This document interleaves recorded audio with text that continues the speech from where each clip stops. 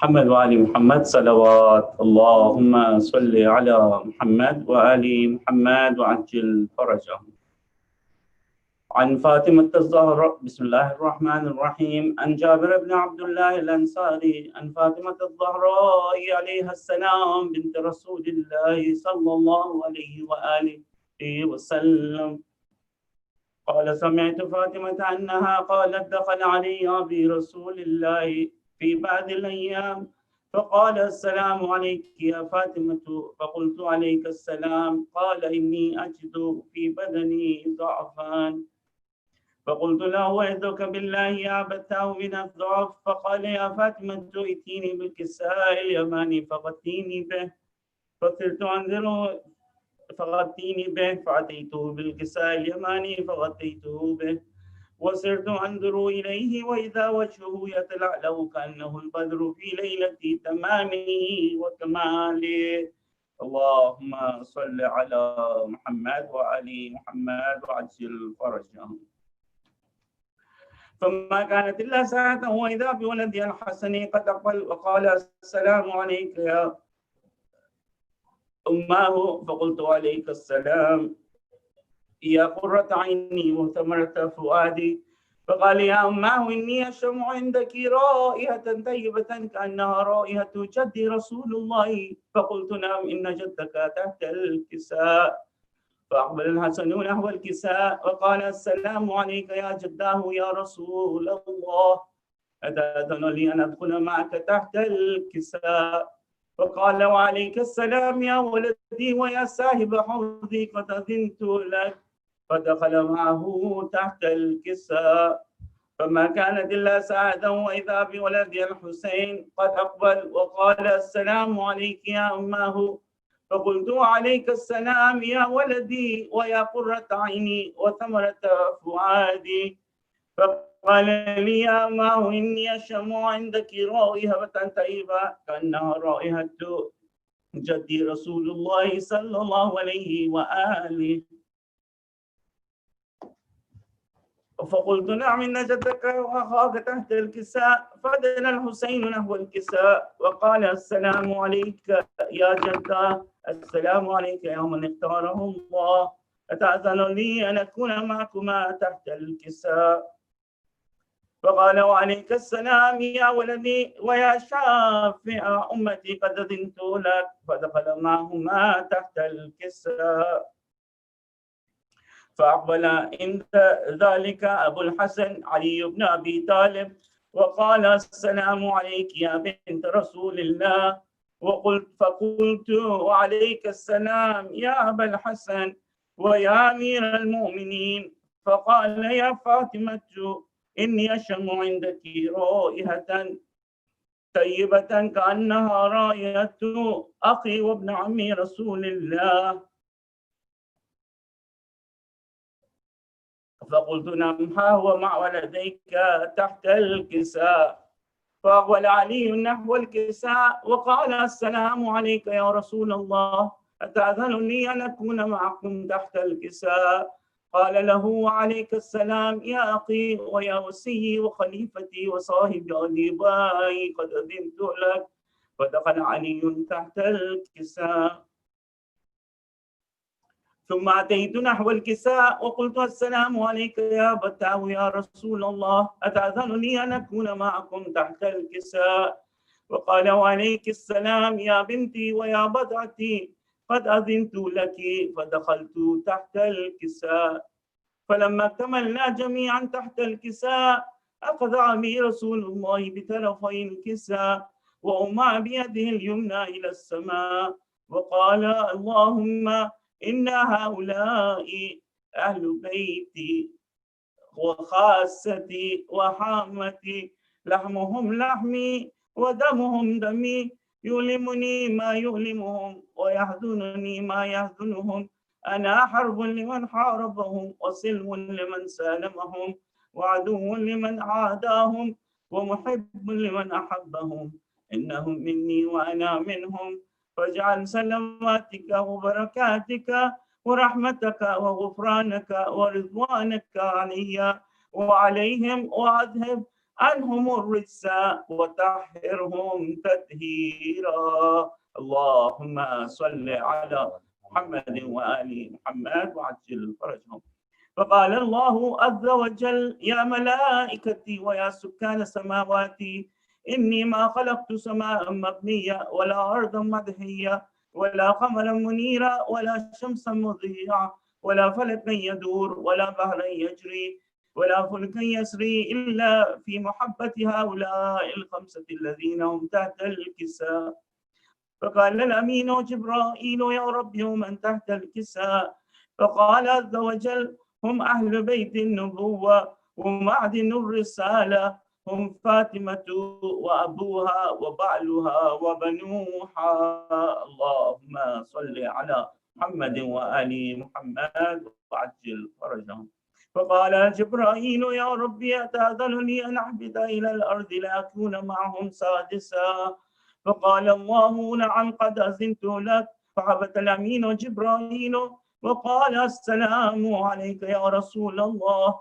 العلي الأعلى يقرأك السلام ويخصك بالتحية والإكرام ويقول لك: وعزتي وجلالي إني ما خلقت سماء مبنية ولا أرضا مدحية ولا قمرا منيرا ولا شمسا مضيعة ولا فلكا يدور ولا بحرا يجري ولا فلكا يسري إلا لأجلكم ومحبتكم، فقد أذن لي أن أدخل معكم، فهل تأذن لي يا رسول الله؟ فقال رسول الله: وعليك السلام يا أمين وحي الله، إنه نعم قد أذنت لك. فدخل جبرائيل معنا تحت الكساء. فقال لأبي: إن الله قد أوحى إليكم يقول: إنما يريد الله ليذهب عنكم الرجس أهل البيت ويطهركم تطهيرا. اللهم صل على محمد وآل محمد وعجل فرجهم. فقال علي لأبي: يا رسول الله، أخبرني ما لجلوسنا هذا تحت الكساء من الفضل عند الله. فقال النبي: والذي بعثني بالحق نبيا واستفاني بالرسالة نجيا، ما ذكر خبرنا هذا في محفل من محافل أهل الأرض وفيه جمع من شيعتنا ومحبينا إلا ونزلت عليهم الرحمة وحفت بهم الملائكة واستغفرت لهم إلى أن يتفرقوا. فقال علي: إذا والله فزنا وفاز شيعتنا ورب الكعبة. فقال النبي ثانيا: يا علي، والذي بعثني بالحق نبيا واستفاني بالرسالة نجيا، ما ذكر خبرنا هذا في محفل من محافل أهل الأرض وفيه جمع من شيعتنا ومحبينا وفيهم مهموم إلا وفرج الله هما. إلهي آمين. ولا مغموم إلا وكشف الله غما. إلهي آمين. ولا طالب حاجة إلا وقضى الله حاجته. إلهي آمين. فقال علي: إذا والله فزنا وسعدنا وكذلك شيعتنا فازوا وسعدوا في الدنيا والآخرة ورب الكعبة. اللهم صل على محمد وعلى محمد وعجل فرجهم ولعن أعداءهم أجمعين.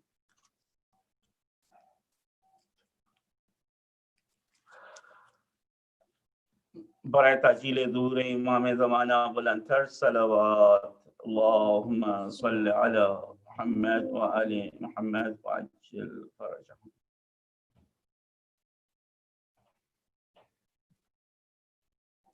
بار دیگر صلوات. اللهم صل على محمد وآل محمد وعجل فرجهم.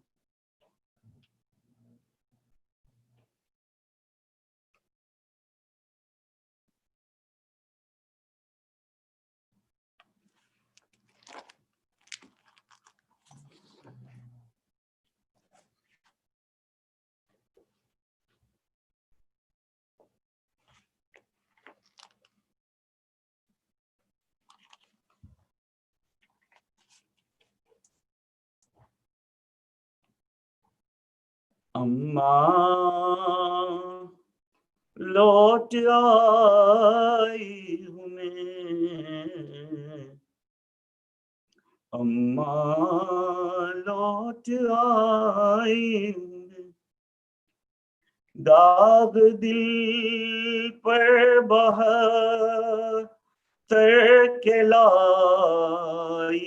हूँ मैं, अम्मा लौट आई हूँ मैं, अम्मा लौट आई हूँ मैं। जब गए थे यहाँ से तो घर था बड़ा, गुलिस्तां तेरा फूलों से आबाद था। हाय दश्ते सितम, हाय कर बो बला, लूट कर ले गई सब बड़ा घर मेरा, सब लुटाई तेरी कमाई हूँ मैं, अम्मा लौट आई हूँ मैं, अम्मा लौट आई हूँ मैं। कासिमो अकबरो असगरो महल का, सब के सब हो गए करबला में जुदा। शेर जैसा वो अब्बास भाई मेरा, कट गए हाथ साहिल पे मारा गया, नहर पे बेकफन छोड़ आई हूँ मैं, अम्मा लौट आई हूँ मैं। चूमती थी बड़े प्यार से जो गला, दश्त गुर्बत में तन से हुआ वो जुदा। एक कतरा दमे ज़िब्ह मिल ना सका, लाडला तेरा प्यार सा जहां से गया, खूं बरा पे रहन साथ लाई हूँ मैं, अम्मा लौट आई हूँ मैं। बादशाह बीर इतना बड़ा हौसला छीन कर ले गए, चादरें अश्किया खैमाए अहल बैत रसूले खुदा, आग लगती गई खाक होता गया, जलते खैमों से बिद को लाई हूँ मैं, अम्मा लौट आई हूँ मैं। वो दुलारी सकी ना भतीजी मेरी, खा रही थी तमाचे में चुप थी खड़ी। हाय रे बेबसी, हाय बेचार की, वो सितम झेलती झेलती मर गई।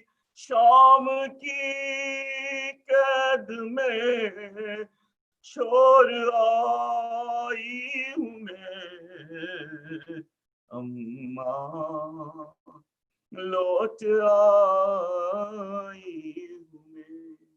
अल्फातिहा।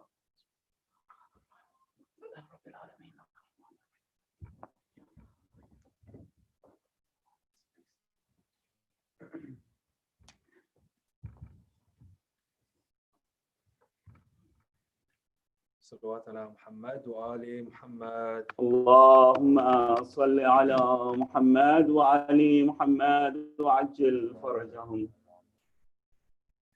आज की रात तुझे गोदी में सुला लूं मेरे असग़र आजा। आज की रात तुझे गोदी में सुला लूं मेरे असग़र आजा। लोरी अरमानों से भरपूर सुना लूं मेरे असग़र आजा।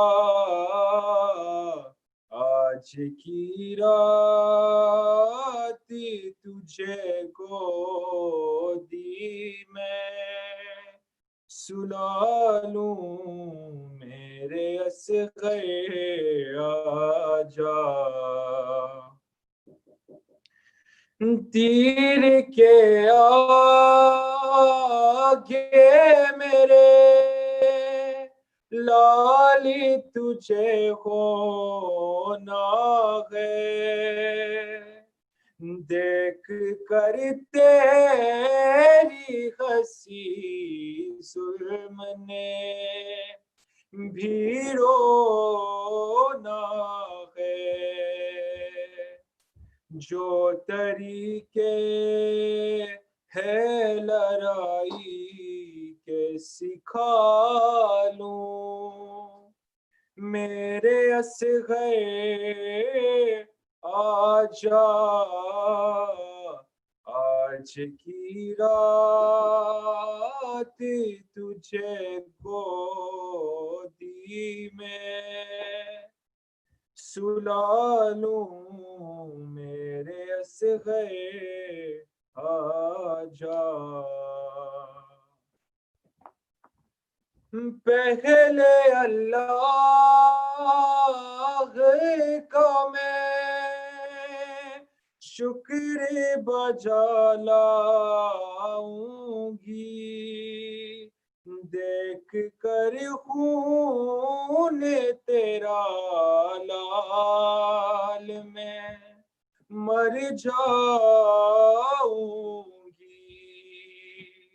मैं तुझे मौत की हिचकी से बचा लूं मेरे असग़र आजा। आज की रात तुझे गोदी में सुला लूं मेरे असग़र आजा। तेरी मासूम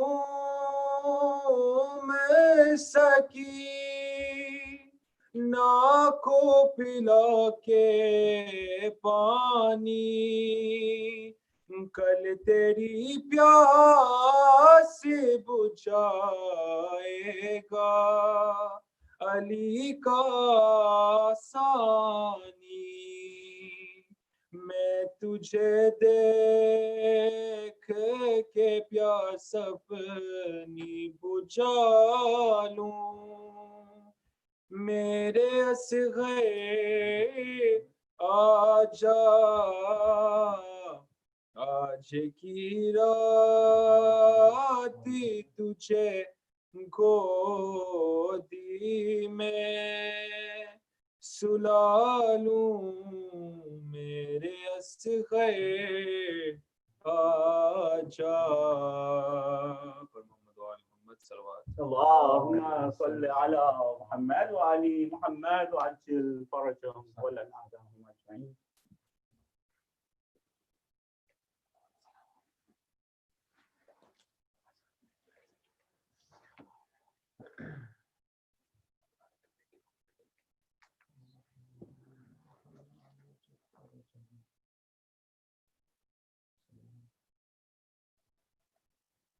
صلوا على محمد وآل محمد. اللهم صل على محمد وآل محمد وعجل فرجهم. May I request you all to recite Surah Fatiha for all those marhumeens who are in need of our du'as. Al-Fatiha.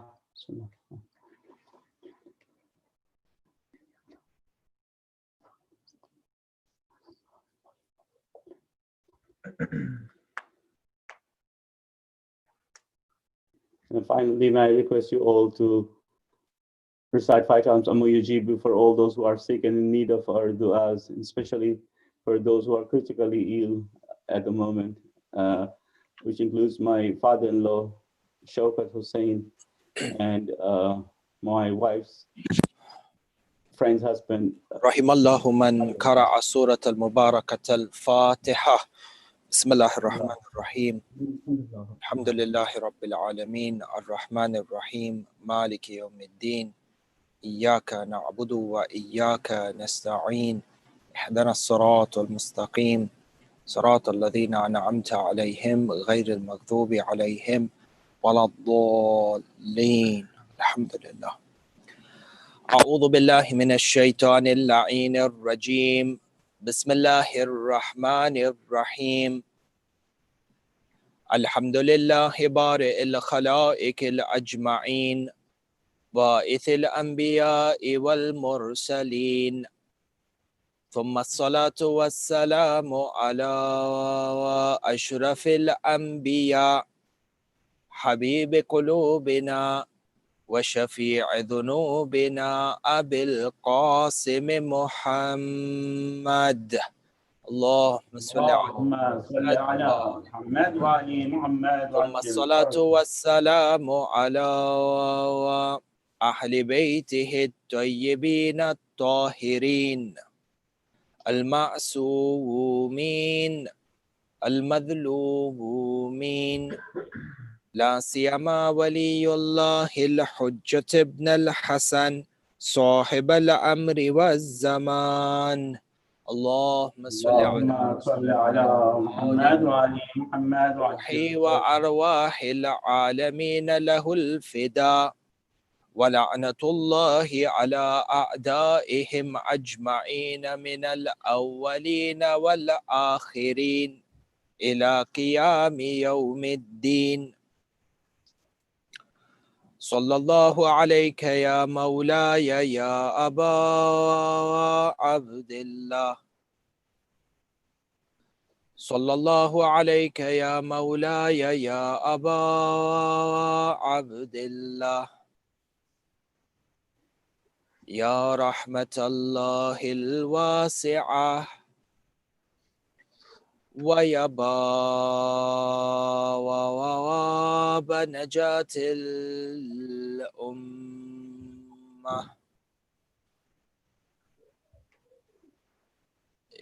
يا غريب الغرباء، يا مظلوم كربلاء. السلام على من جعل الله الشفاء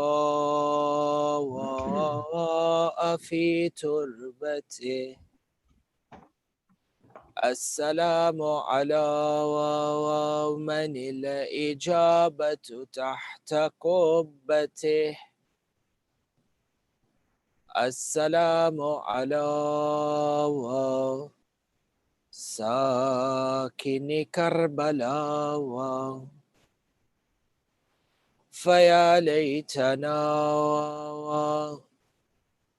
ثم يا ليتنا وكنا معكم سادتي يا سادتي فنفوز فوزا عظيما أما بعد قال الله تعالى في محكم كتابه الحكيم بسم الله الرحمن الرحيم إنما يريد الله ليذهب عنكم الرجس أهل البيت ويطهركم تطهيرا اللهم صل على محمد وآل محمد وعجل فرجه. أحبائي, in order to hasten the reappearance of the awaited master of our time and for us to gain the attention of the awaited Mawla and to seek the prayers of our Mawla, if we can all bless the majlis with a loud salawat ala Muhammad wa ali Muhammad. Allahumma salli ala Muhammad wa ali Muhammad wa ajjal faraja. Ahibba'i bi'a'tabar, we are gathered here tonight to commemorate the martyrdom of Maulana Imam Abu Muhammad Al-Hassan ibn Ali Al-Askari salawatullahi wa salamuhu alayh. Allahumma salli ala Muhammad wa ali Muhammad. We shed a few important points by way of analyzing the circumstances in which the Ma'soom Imam conducted the role of responsibility, and number two, the manner, or analyzing one manner through which the Imam conducted his divine responsibility, for the circumstances under which the Imam conducted his responsibility, and number two, how. In regards to the circumstances, Ahibba'i, you find that each and every one of our Ma'soom Imams were faced with numerous trials and tribulations from the oppressors of their times. And you find that Imam Al-Askari, Imam Hassan Al-Askari alayhi salam, was no exception.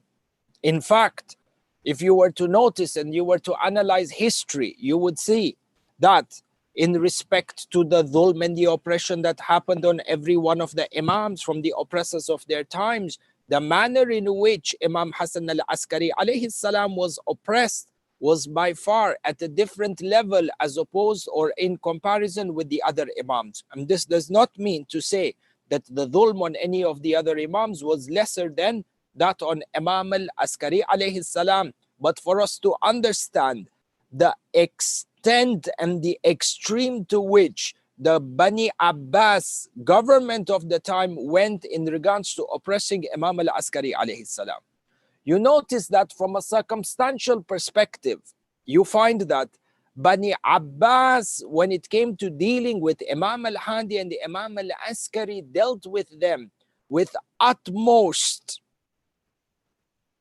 oppression and with utmost persecution of the highest level.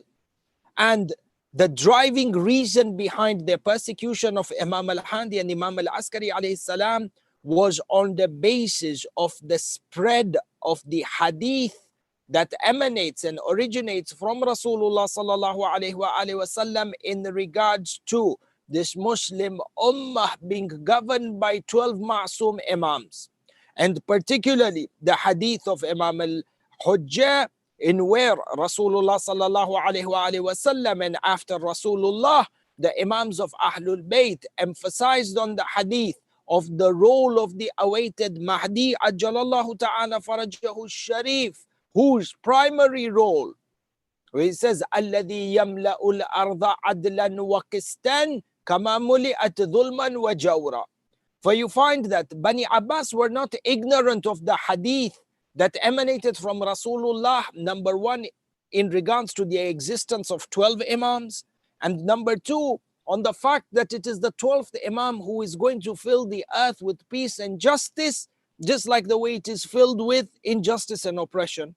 For when Bani Abbas sat down to analyze these hadith, you find that there was no other ideological school of thought within the bracket of Islam that could claim to have 12 continuous Imams one after the other. You find the Madrasa of Saqifa have the Khulafa al-Rashidin, and then after the Khulafa al-Rashidin, Kharbata. There is no actual agreement and the numerology of 12 Imams al-Rashidin, the Khulafa al-Rashidin, as per their expression, 4 Imams. And then after the 4, the remaining 8 that are there, who are those 8? Is there ittifaq on those 8? And from those 8, who is the 8th one right now? Tayyib, if you bring in the leaders of Bani Umayyah who claimed the leadership, you find that this hadith of 12 Imams does not apply on Bani Umayyah either. The numbers within Bani Umayyah don't make that up. If you were to add the leaders of Bani Umayyah and the leaders of Bani Abbas, they surpass the number 12. And where is the one who is going to fill the earth with peace and justice? Bani Abbas themselves sat in the position of power in the name of Islam, claiming to be the Khulafa of Allah, knowing that they did not deserve the position, fully convinced, Ahibba'i, this is the point, the enemy was fully convinced on the truth and the reality of the hadith of the 12 Imams, which is why Bani Abbas, having understood that there are only 12 Imams and these are hadith that are tawatur to the highest of level, even the enemy believed and attested in this, number one. And number two, because they understood that Imam al-Hadi is the 10th Imam and Imam al-Askari is the 11th Imam, the coming of the 12th Imam and the birth of the 12th Imam is imminent, and his role of establishing global peace and justice will happen at the expense of their throne and at the expense of them being overthrown from power. And therefore, to prevent the birth of the Mahdi and to ensure that they put an end to this chain of hadith and they put an end to this line of imamat, you find that they brought and they forced Imam al-Hadi and Imam al-Askari to migrate from the city of Medina to the city of Samarra. This is number one. Number two, their belief in the hadith of the awaited Mahdi being the global savior of mankind. Bani Abbas were so terrified by the hadith of the awaited Mahdi and the role of the awaited Mahdi. They felt threatened by the coming of this Mahdi.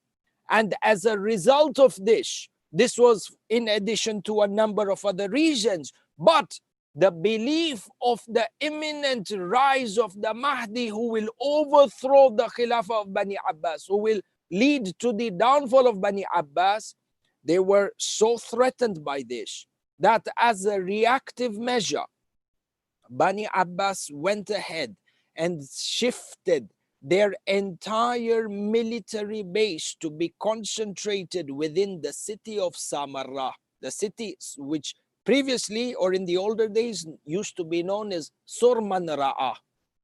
Yani Sawiru, you have an empire that stretches across the Arabian Peninsula into the depths of Asia, that has penetrated into the lands of what would be considered in the past the heart of the Soviet Union in Europe, and then north of Africa into east of Africa, and touching into the shores of Europe. Such an empire is threatened in regards to the hadith of the Mahdi, and they felt the coming of the Mahdi is so imminent and the downfall of their throne is so imminent. The first thing they did is they built a new city in the outskirts. They built this new city, Samarra. The capital prior to this was Baghdad. For Bani Abbas went and they constructed an entire city known as Samarra. And when they constructed this city, they ensured that it would be the primary military base of this massive Islamic empire that they rule. For the military might, the central headquarters of the entire military operation was built and placed in the city of Samarra. See, it is important for us to understand this in order to understand the nature of the imprisonment which Imam al-Askari alayhi salam was subjected to together with his father Imam al-Hadi. For an entire city has been constructed. This in itself is perhaps a military camp, the entire city, which signified the headquarters of the military arm of this empire, the military power of this empire within the city of Samarra. And the fear of Bani Abbas was such that they moved their entire ministerial office and the king's palaces into the city of Samarra. Yani, the ministerial functions and the presidential palace, you can say, or the king's palaces were shifted from the city, from the capital Baghdad, and was shifted to the city of Samarra, which in essence was a military base. Yani, the capital of the entire empire, and presidential and governmental functions were administered and executed from within a military base. Building an entire city as a military base, and number two, moving the most crucial governmental elements of execution and administration to within a military base, shows you the extent of fear that Bani Abbas had from this awaited Mahdi. Generally, you have the country, the capital of the country, from where you have all the government buildings and all the different ministries and the execution, the parliament, you could say, for example. These are usually found in the capital city, and the capital city, to a great extent, has some sort of symbolism in that it is a financial district or it is strategic or so on and so forth. Over here, the entire governmental function is moved into a military camp, into a military base, this gigantic military base, which is in the form of the city of Samarra. For it shows us the fear that Bani Abbas had from the hadith of the awaited Mahdi. This is number one. Number two, not only is Bani Abbas operating from a military base, they forced Imam al-Hadi and Imam al-Askari to migrate from Medina to the city of Samarra inside of this military base, and subjected them to imprisonment inside of this military base. The idea was that they could keep an eye and they could restrict the movements of Imam al-Hadi and Imam al-Askari and ensure that Imam al-Askari does not plan any sort of a military or economic takeover on the basis of the hadith of the awaited Mahdi that would lead to the downfall of the empire of Bani Abbas. Look at the khawf and the phobia with which Bani Abbas were dealing with, which they were faced with, that resulted them to take the actions and the stances that they took against Imam al-Askari. For the idea number one was to fortify themselves within the military power. So if anything happens, they are already within a military camp in the mode of war, ready to go to war, say. Number two, the forceful migration of Imam al-Hadi and Imam al-Askari, because Imam al-Askari migrated to Samarra from Medina at the time of his father Imam al-Hadi. When Imam al-Hadi was called over, he was accompanied by Imam al-Askari alayhi salam. For Imam al-Askari alayhi salam, to a great extent, lived the majority of his life in the city of Samarra under imprisonment, house arrest within this military base.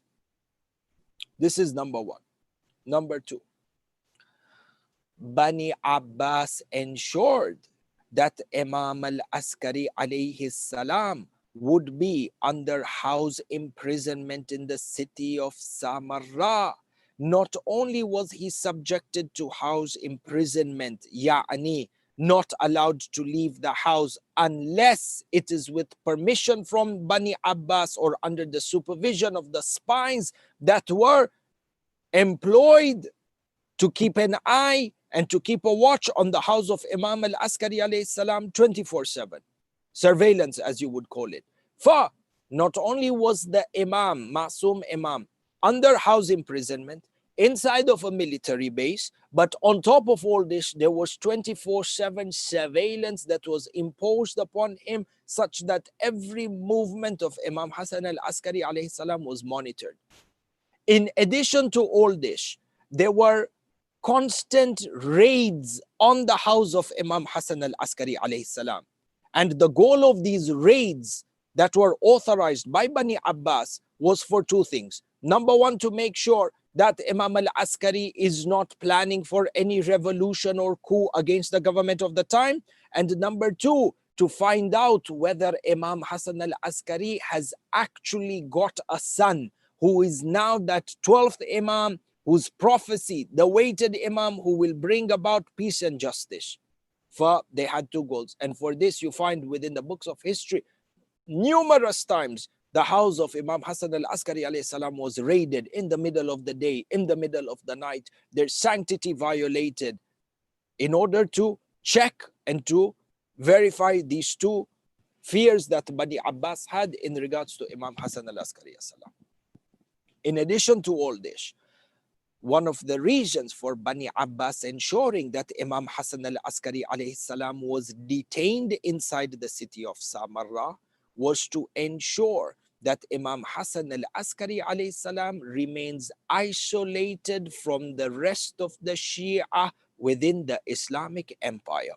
Bani Abbas very well knew the influence of the Imams of Ahlul Bayt on the masses, the influence that they welded, this haiba, God-given haiba that they welded over the people through their ilm, through their akhlaq, through their superiority in regards to knowledge of the deen and in regards to mu'jizat.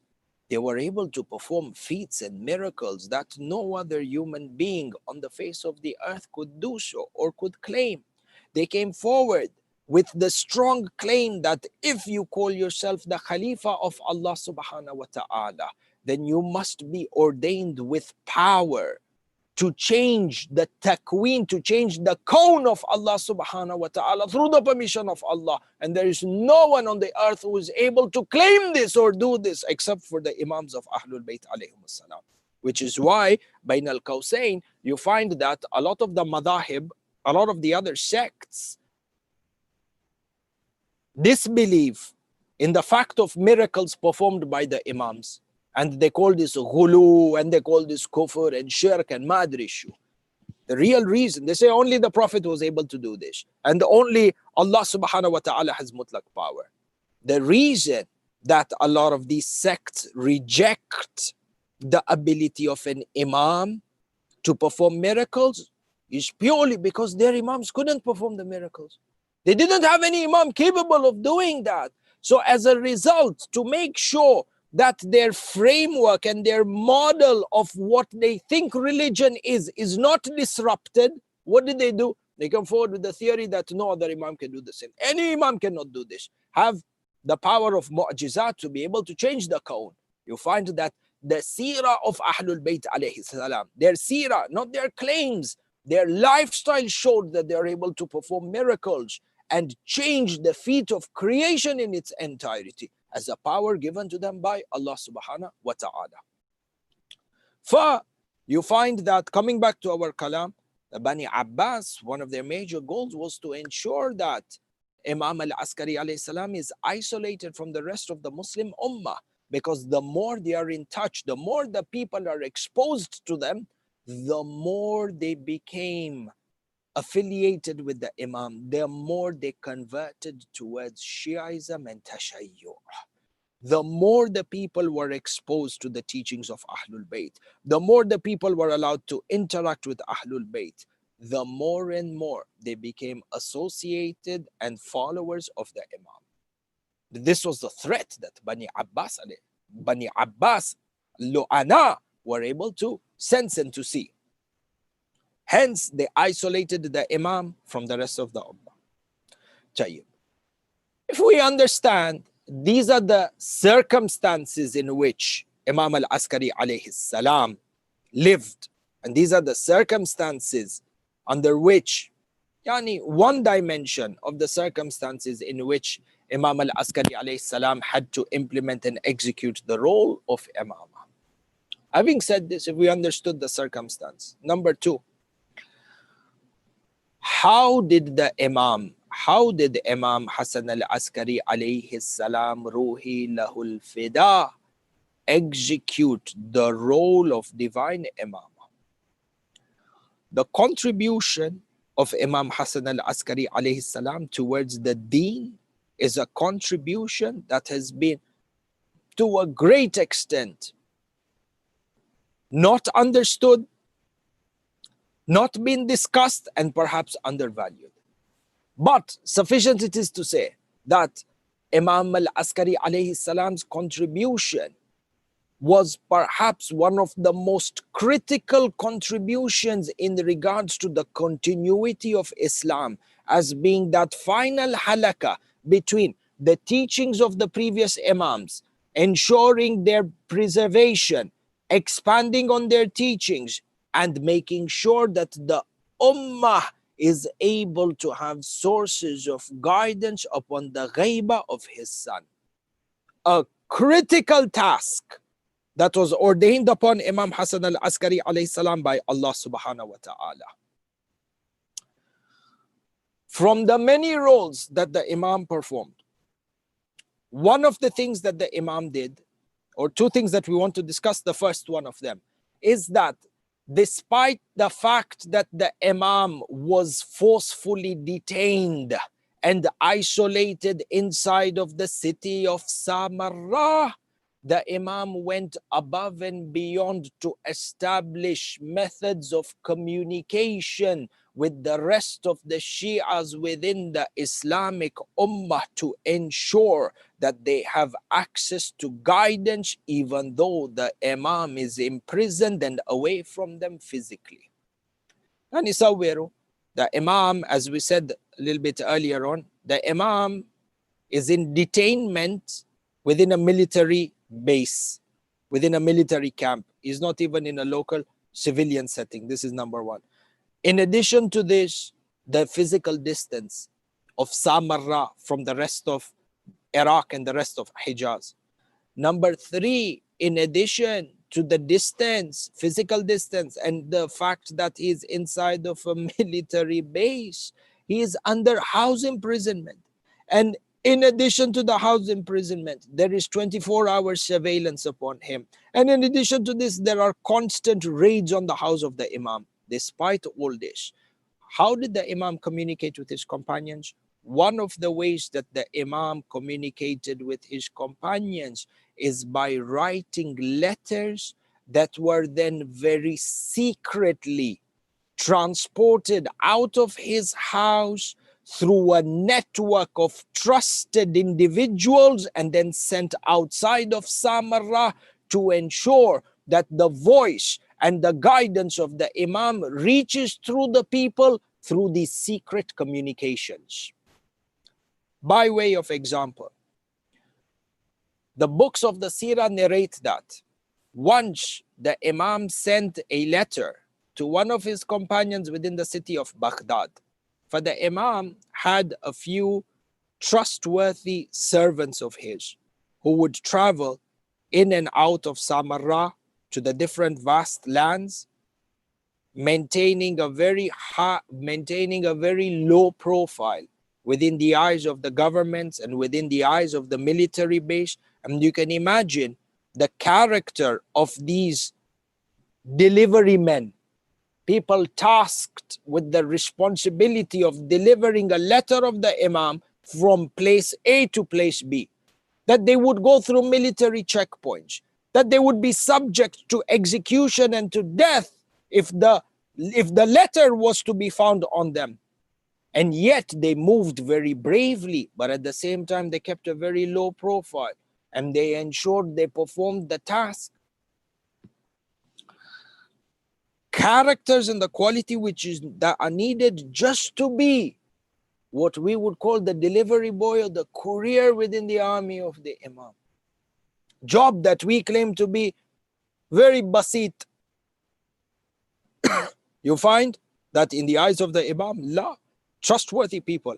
And even when you go back across in history, when you look at those people who were used as messengers by Imam al-Hussein alayhi salam, messengers that were used by Imam Muslim bin Aqil alayhi salam, you find that these were men of metal, men of steel when it came to Aqidah, just to qualify for the post of being a messenger within this framework and structure of service towards the Imam alayhi salam. In any case, the Imam was sending out a letter to one of his companions in Baghdad. The Rawi narrates, the Rawi, the one who's narrating the hadith, was also the messenger employed by the Imam or trusted by the Imam to send this letter to Baghdad. He says, I entered into the house of Abu Muhammad, yani Imam Abu Muhammad, Imam Hassan al-Askari salawatullahi wa salamuhu alayh, and I saw that the Imam had taken a wooden rod which was hollow from the inside on both ends. The Imam then gave me this rod. You could tell that the rod is hollow from both ends because from the wood and the structure of the wood, when you hit the wood against a certain surface, you can tell that it is hollow. It says the Imam gave me a wooden rod which was hollow.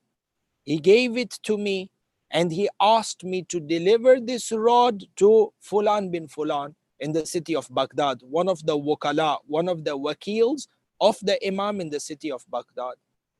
And he was trusted with this wooden rod as an amana, as a trust.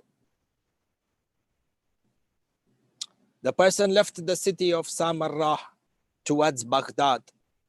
The Rawi himself narrates that I was traveling from Samarrah to Baghdad, ajallakumullah, on a donkey. And when I was traveling out of Samarrah, I had other people accompanying me as well. And the people who were accompanying me were not from the Shia, they were from the Mukhalifin. So he says, as we were traveling together, we got towards a watering place.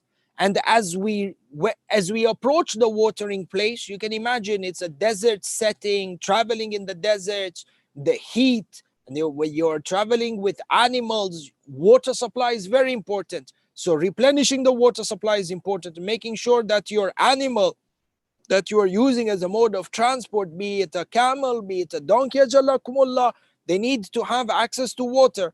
So he says, as we got to the watering place, he says, all of us got crowded together because everyone was rushing towards that watering place. So he says, while we were going towards the watering place, I hit my donkey so that it could move faster. I hit my donkey with the wooden rod that Imam Hassan al-Askari alayhi salam had given me.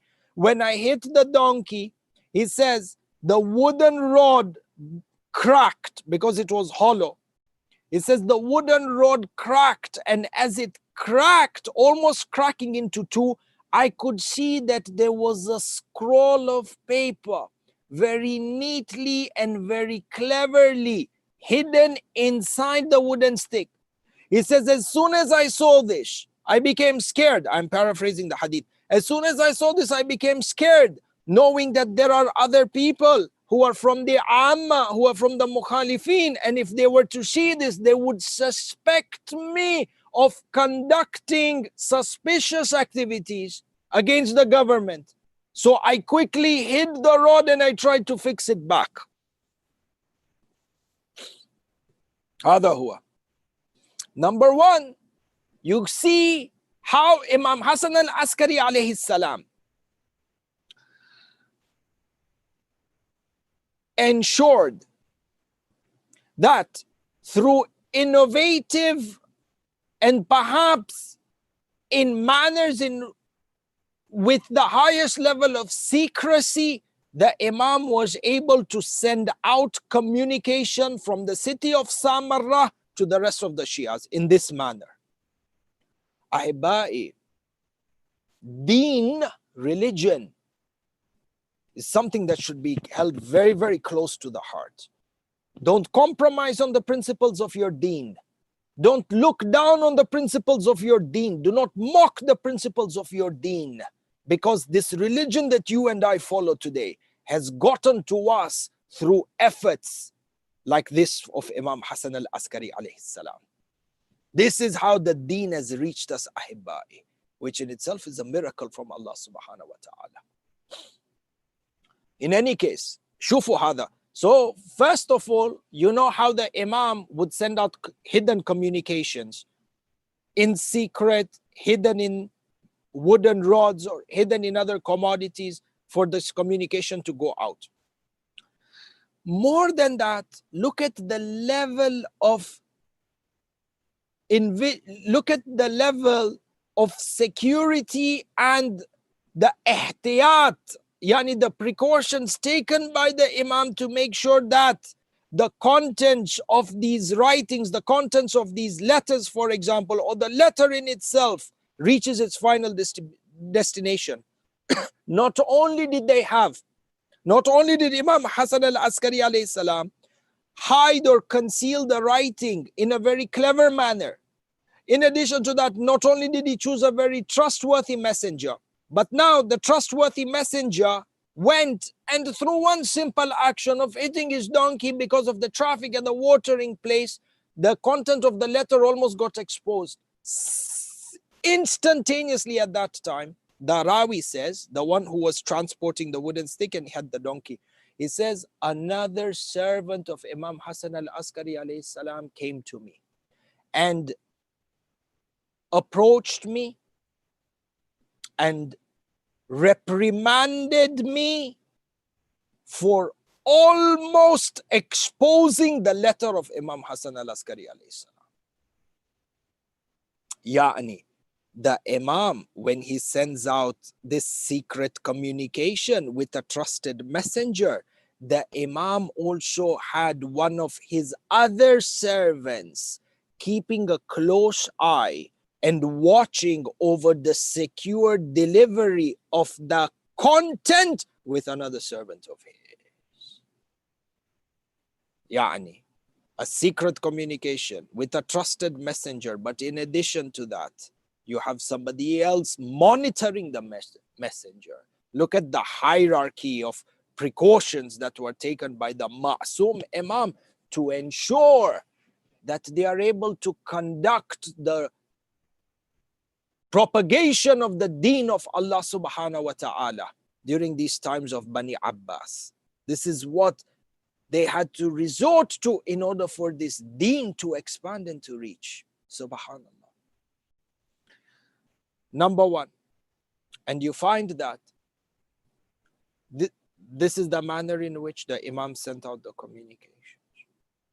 And it is through these letters, to a great extent, when you read through the seerah of Imam al-Askari alayhi salam, you will find that a lot of the sayings of the Imams, a lot of the guidance of the Imam alayhi salam doesn't emanate shafawi, doesn't emanate through khutbahs, through sermons or through speeches that he had inside of his house or in public gatherings. Abadan la, he was never allowed. In fact, if you read through the history of Imam Hassan al-Askari alayhi salam and you were to count the number of public appearances that he made and public addresses that he made, handful of instances that you probably count on your fingertips.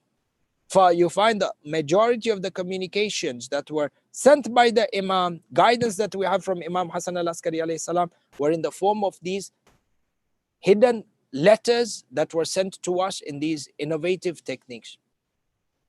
The fact that the Imam was isolated and the Imam was detained within this military camp, they tried to distance him and cut him off from the masses. And the masses were always in constant need of guidance from the Imam, reassurance that the Imam is there, to be able to go to the Imam, so on and so forth. And you find that through this technique of Bani Abbas, the idea was to cut the people off from the Ma'soom Imam altogether.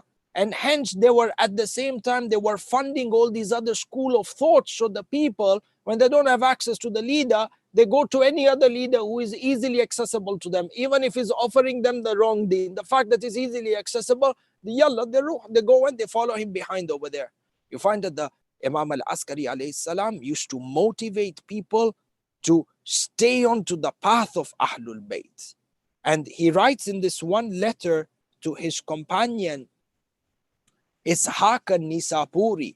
And in essence, the content of this letter is not only applicable to the Shias of Imam al-Askari alayhi salam who did not have contact with their Imam because he was detained and imprisoned, but this is also a letter whose contents are applicable to you and I today when our Imam is in a ghaibah.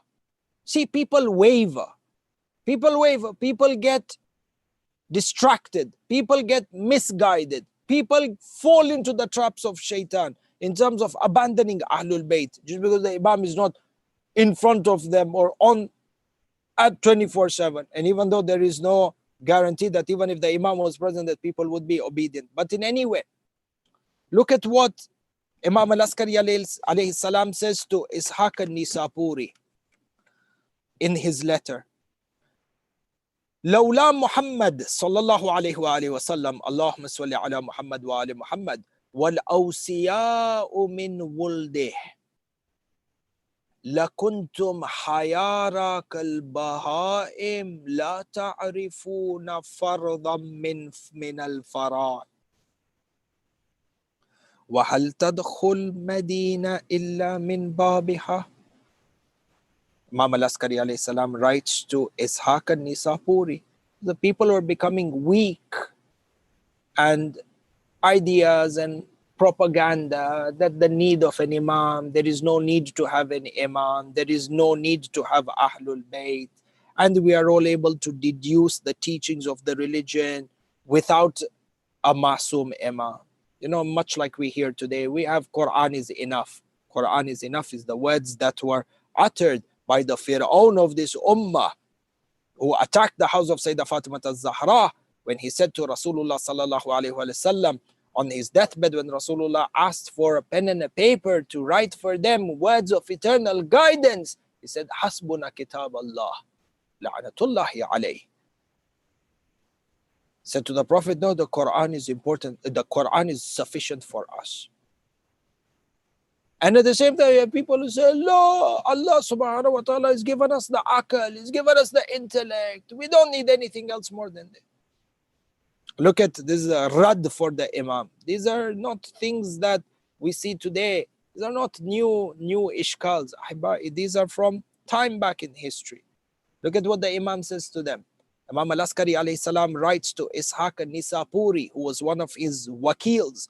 And he says to them, make sure that the people drill into the people this reality in regards to the religion. Had it not been for Rasulullah and for the Imams from the lineage of Rasulullah, لَكُنْتُمْ حَيَارَى كَالْبَهَائِمْ, you would be like lost sheep. The ummah would be like lost sheep, and they would not know how to perform a single act of their obligations had it not been for Rasulullah and for the Masum Imams from Rasulullah. Have you seen the lost sheep in the grasslands when they don't know whether to go east or to go west when it comes to grazing and getting and feeding for themselves?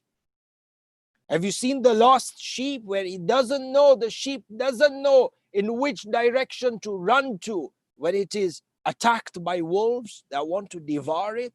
Imam says, this ummah is like lost sheep.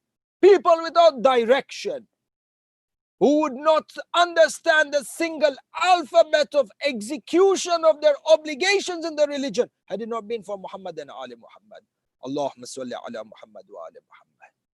So do not think as a nation that you will ever come to a point where you are independent and do not need an Imam anymore.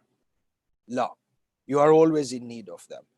The reinforcement of Aqidah by Imam Hassan al-Askari alayhi salam towards the people.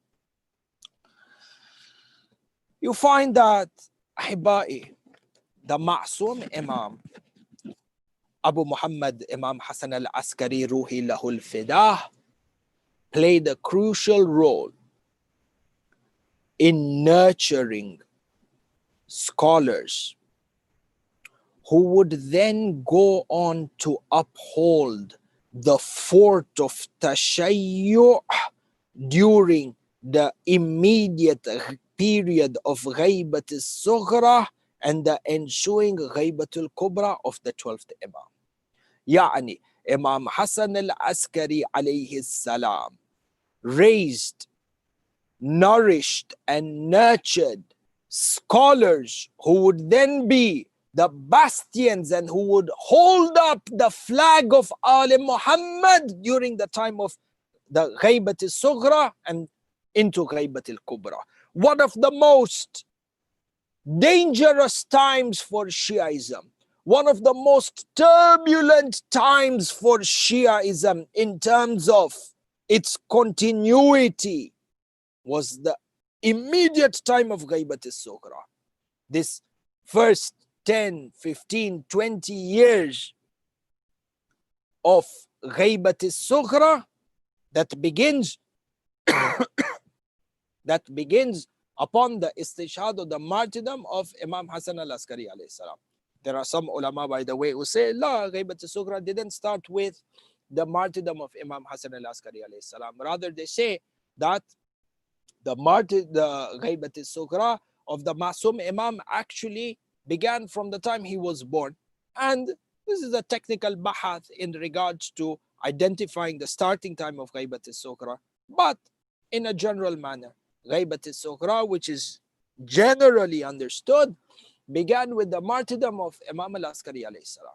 This period was absolutely turbulent. It was a period of shock, was a period of confusion, was a period of propaganda.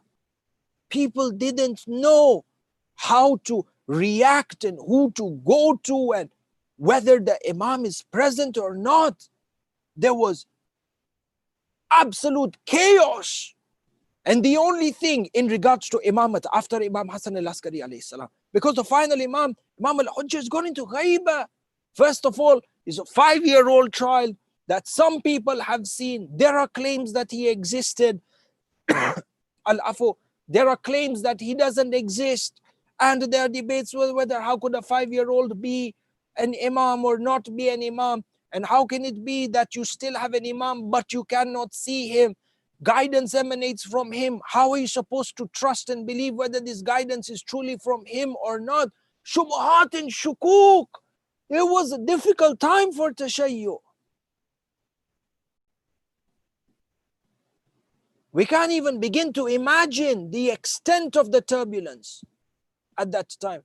And in Shufu, our day and age over here, Baba, one pandemic that took place, and the entire Shia world, or a big chunk of the Shia world, big number of communities within the Shia world, Zalzalu, they went into Zilzal. They didn't know how to react in regards to their responsibilities towards Imam al-Hussein alayhi salam in the face of a global pandemic. And this one was saying theory A, and that one had theory B, and that one had theory C, and everyone started speculating. Imam al-Hussein wouldn't want you to do this, and Sayyidah Zainab wouldn't want you to do this. Should we hold majlis? Should we not hold majlis? All this chaos. People suddenly didn't know what their responsibility is towards Imam al-Hussein in the face of a global pandemic. Now imagine this confusion and this turbulence and magnify it perhaps by 1,000,000 times into the time of Imam Hassan al-Askari alayhi salam. Ma'soom Imam has been martyred, and now your Imam is going into Ghaiba. Something of this nature not foreseen within the Shia Ummah. There were times and there were periods where the people didn't have access to their Imams. When the Imam was in imprisonment, it's counted as a form of Ghaiba, so on and so forth, all of it in its makan. But in this manner of a declaration of Ghaiba altogether for an indefinite period of time, la ma'ku. Can you imagine the confusion and the turbulence that happened?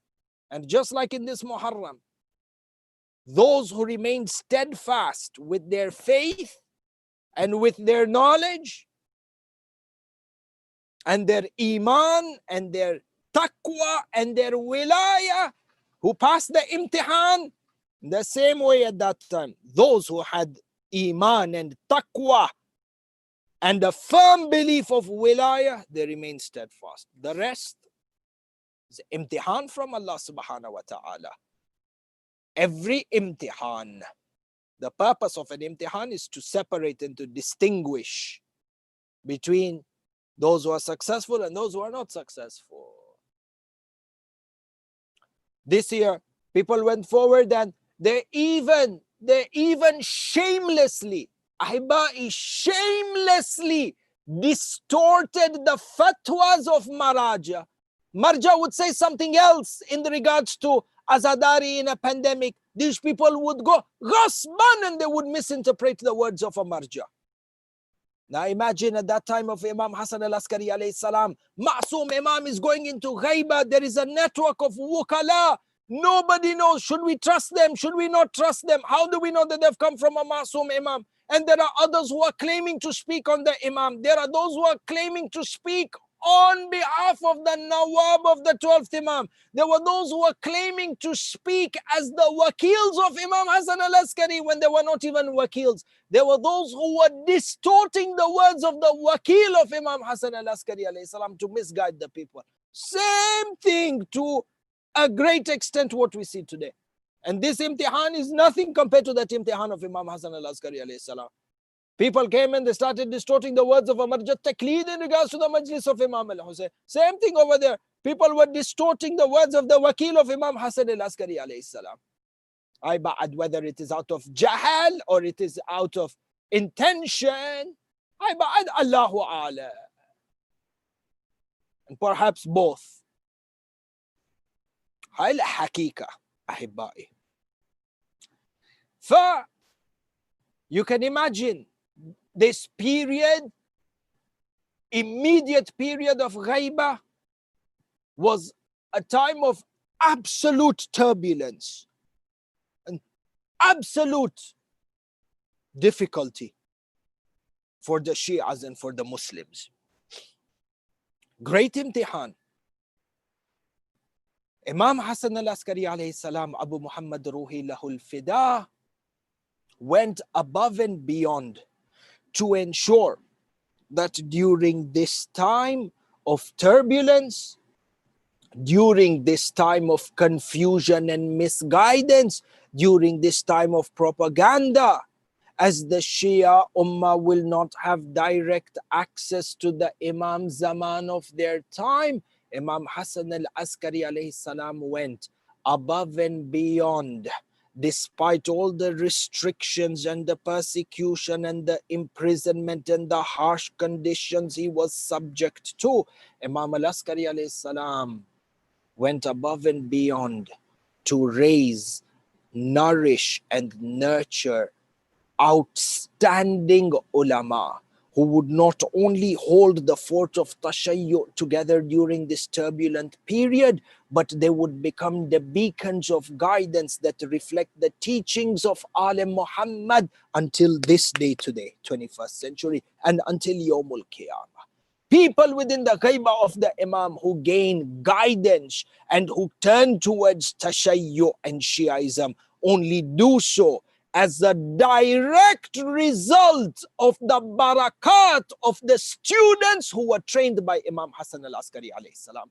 You and I today are only Shia because of the grace of the efforts of those students that were trained by Imam Hassan al-Askari alayhi salam. Today a Marjat Taqleed becomes a Marjat Taqleed because he has mastered the writings from the books of the students that were nurtured by Imam Hassan al-Askari alayhi salam. Is the contribution of Imam al-Askari alayhi salam to Tashayyu, to ensure the continuity of Tashayyu till today, such that when we go to Samarra, haqqan alayna, the Ma'soom Imam has a right that out of reverence for the Imam, we crawl to the Ma'soom Imam and kiss the doorstep of the Imam, had it not been for his diligent manner, you and I would not have access to teachings of the Deen today. And Shufu, there's not an emotional claim. Shufu will go by this with some proof from here. From the students of Imam Hassan al-Askari alayhi salam, who ensured the true undistorted teachings of Ali Muhammad continue, and who are this immediate source of guidance and safety, spiritual and ideological safety. Number one, from the companions of Imam Hassan al-Askari Ruhi Lahul Fida, Mohamed ibn Hassan as-Saffar. Mohamed ibn Hassan as-Saffar al-Najashi, in his book of Rijal, describes Sheikh as-Saffar as this: Kana wajihan fi ashabina al-kummiyin thiqatun azimul qadr. He was the most primary figure from all the elite scholars of Qom, from this clique of elite scholars, not normal scholars, from this clique of elite scholars, Muhammad ibn Hassan as-Saffar was the most recognized and the most prominent from this elite clique. Thiqah, trustworthy, Azimul Qadr, whose status is absolutely great. Muhammad ibn Hassan al-Saffar, as the student of Imam Hassan al-Askari alayhi salam, from his contributions is that he compiled over 30 books and writings in regards to Usuluddin and Furuuddin that would be sources of guidance for the people to refer back to as they navigate through their obligations of Furuuddin and hold on to the teachings of their Usuluddin.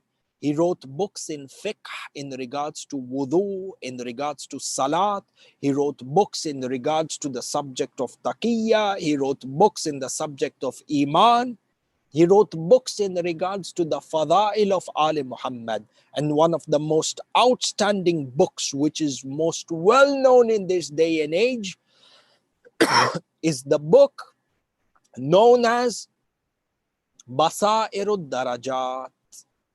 This book, Basairud Darajat, which is one of the primary sources in regards to understanding the fada'il of Ali Muhammad, which is a primary masdar when it comes to understanding the status of imamat from an ideological perspective. This book, Basairud Darajat, which is from one of the most grandest books of guidance within our school of thought, till today, the author of Basairud Darajat, Muhammad ibn Hassan al-Saffar, is from the students of Imam Hassan al-Askari alayhi salam. Number one, people who study Islamic literature know the value of Basairud Darajat. And through this, they know the value that Imam al-Askari alayhi salam has. Second student from the students of Imam Hassan al-Askari alayhi salam, Ali ibn al-Husayn ibn Babawayh.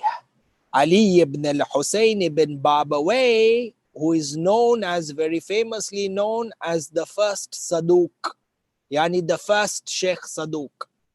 Ali ibn al-Husayn ibn Babawayh is the father of Sheikh Saduq. The father of Sheikh Saduq was a companion of Imam Hassan al-Askari alayhi salam. And he had a number of writings, number of books, a scholar and a student of Imam Hassan al-Askari who played a vital role in upholding the principles of our teaching and maintaining the aqaid of the Shia such that the community does not become disintegrated due to propaganda and misguidance. This father of Sheikh Saduq, from one of the books that he wrote, in which we have parts of this book still available today, Fiqh al-Rida, the Fiqh of Imam al-Rida, book of fiqh which is used for istidlal till this day and age, entire Furu al-Din, explained to you by words of the Imam, Qala Sadiq, Qala al-Imam Rida, so on so forth. Fiqh al-Rida, Fiqh Imam al-Rida, and the second book that he wrote, Al-Imamah fi al-Tabsirah min al-Hira, Al-Imamah wa al-Tabsirah min al-Hira.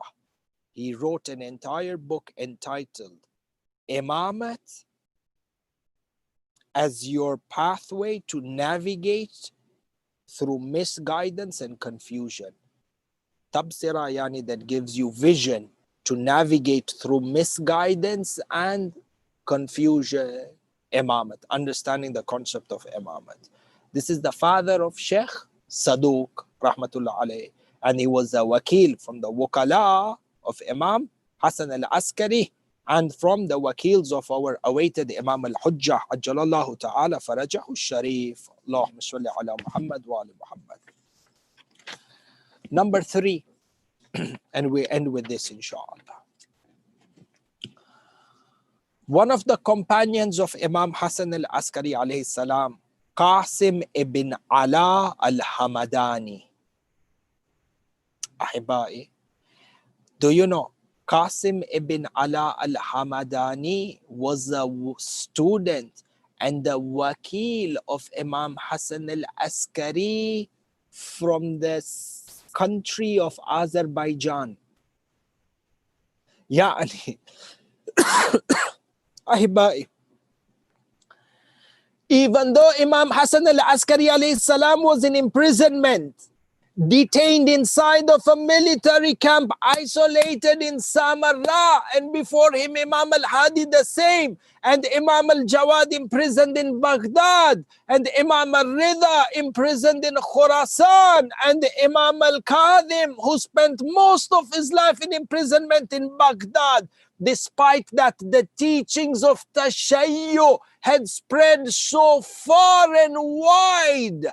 There were roots and elements of Shiaism inside of Azerbaijan during the time of Imam Hassan al-Askari alayhi salam, such that Imam al-Askari was managing under detainment and 24/7 surveillance. Imam Hassan al-Askari alayhi salam was maintaining communications with his wakil in Azerbaijan, or his wakil from Azerbaijan. Azerbaijan at that time had great number of followers of for where the teachings of Ali Muhammad had spread into. They had spread that far wide into Europe.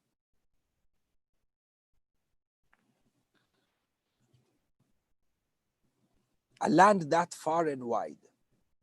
Look at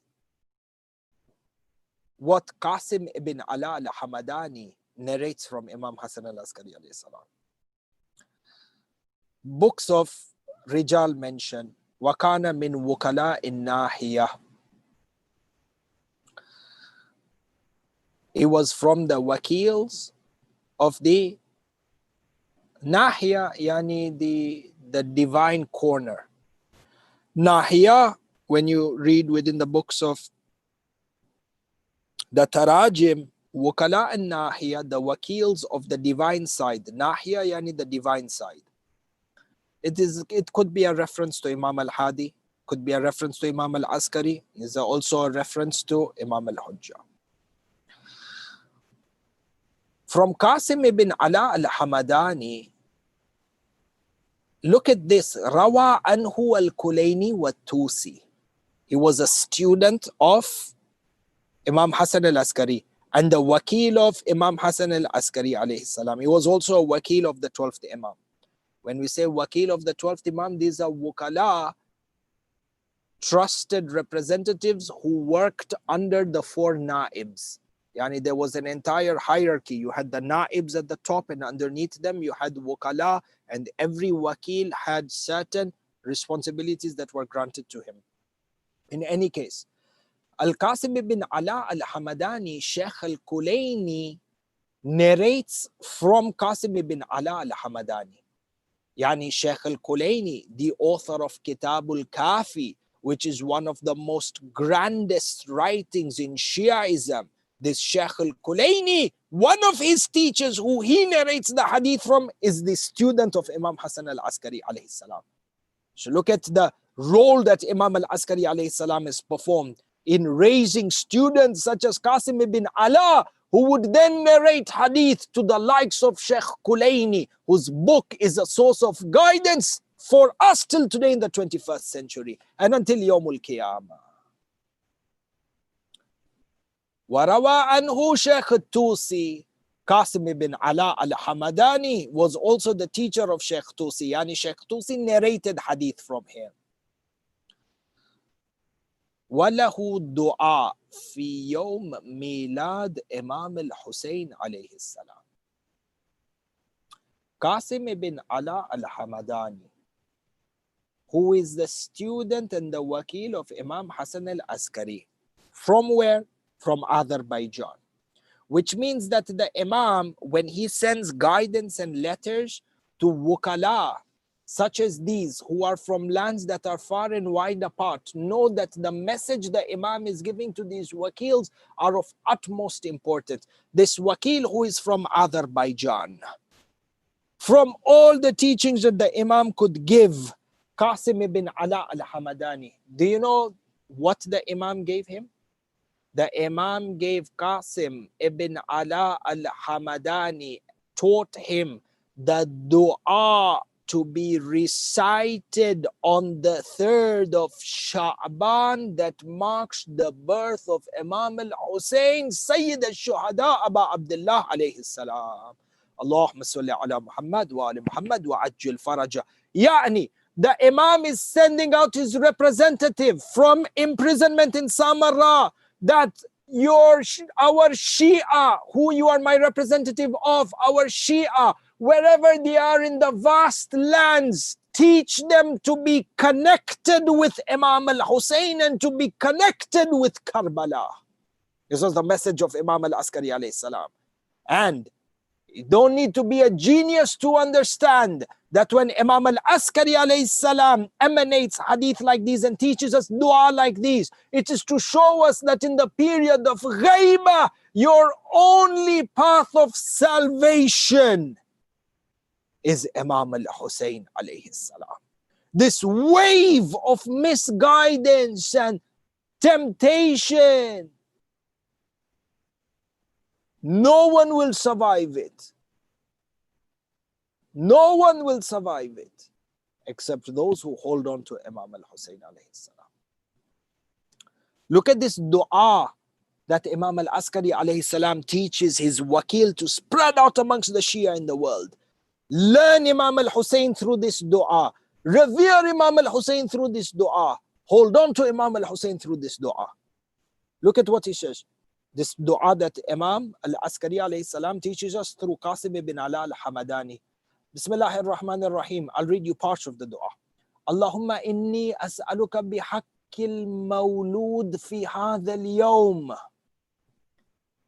الموعود بشهادته قبل استهلاله وولادته.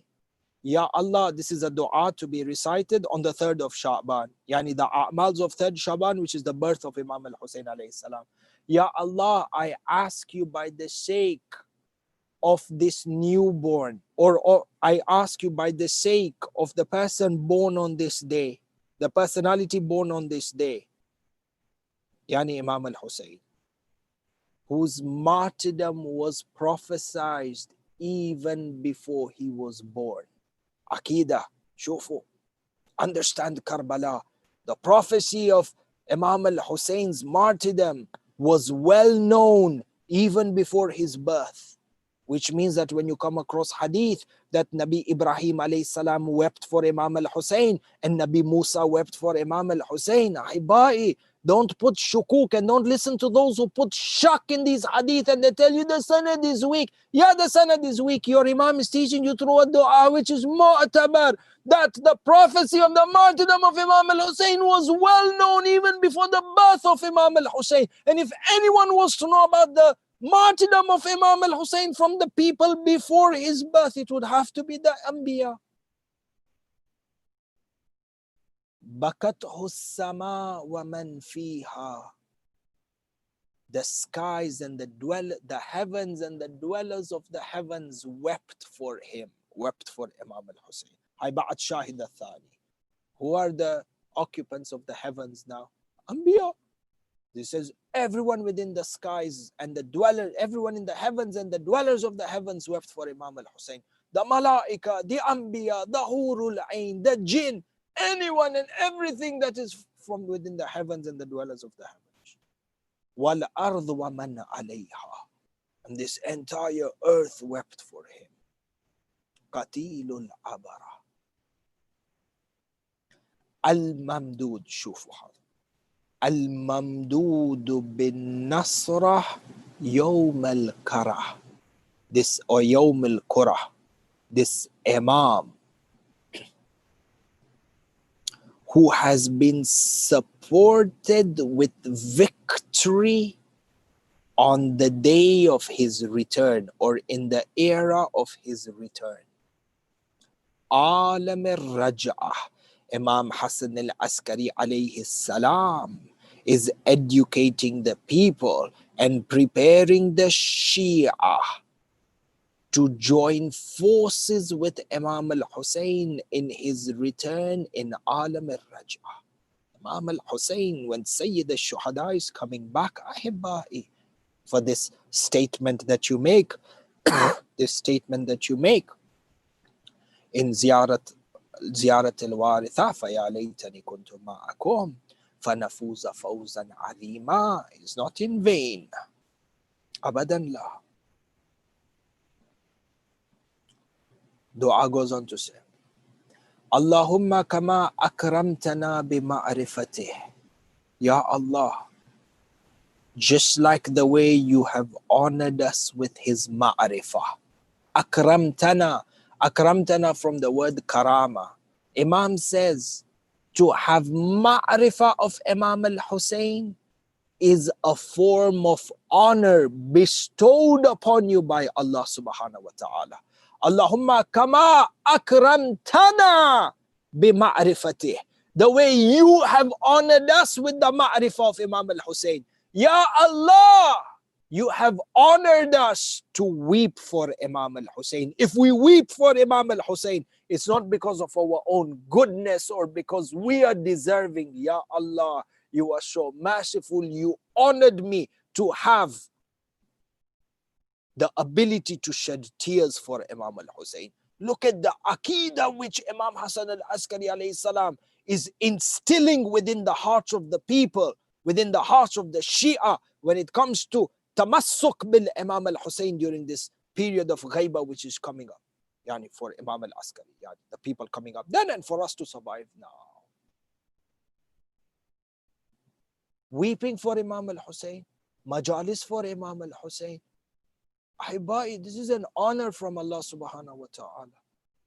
And if you have been honored to attend these majalis, you have been honored to weep for these majalis, weep during these majalis, thank Allah subhanahu wa ta'ala for this ni'mah. And pray to Allah subhanahu wa ta'ala sincerely from the bottom of your heart, Ya Allah, do not ever take this love away from my heart for Imam al-Hussein. Do not take away my tears for Imam al-Hussein. Ya Allah, never make my heart void. Never make my heart void of passion for Imam al-Hussein. Allah, Ya Allah, never ever let me approach the month of Muharram when I'm indifferent to what happened to Imam al-Hussein. Whether I did matam, didn't do matam, whether I did aza, didn't do aza, doesn't matter. If it happens, it happens. If it doesn't happen, man, life goes on. Abadan la. Ya Allah, keep that harara inside of me. Rasulullah says, Inna li qatl al-Hussein حرارة في قلوب المؤمنين لا تبرد أبدا. If I wasn't able to do this year for Imam al-Hussein, any one of the rituals of the commemorations, it should hurt me. I make this lack of tawfiq from Allah subhanahu wa ta'ala. I do dua, Ya Allah, increase my tawfiq. And if I was able to do something, Ya Allah, give me the tawfiq to continue next year.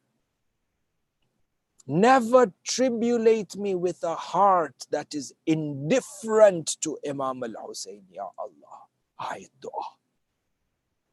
أكرمتنا بمعرفته فأكرمنا بزلفته. Imam Hassan al-Askari alayhi salam says, just like the way you have honored us with the ma'rifah of Imam al-Hussein, honor us with proximity with Imam al-Hussein in the akhirah. I will leave you with this to think upon, and I believe even our time is, perhaps we have even passed our time, but labas inshallah. Tomorrow is Sunday, so inshallah khair. وَجْعَلْنَا مِمَّنْ يُسَلِّمْ لِأَمْرِهِ. Ya Allah, make us from amongst those people who submit to the command of Imam al-Hussein.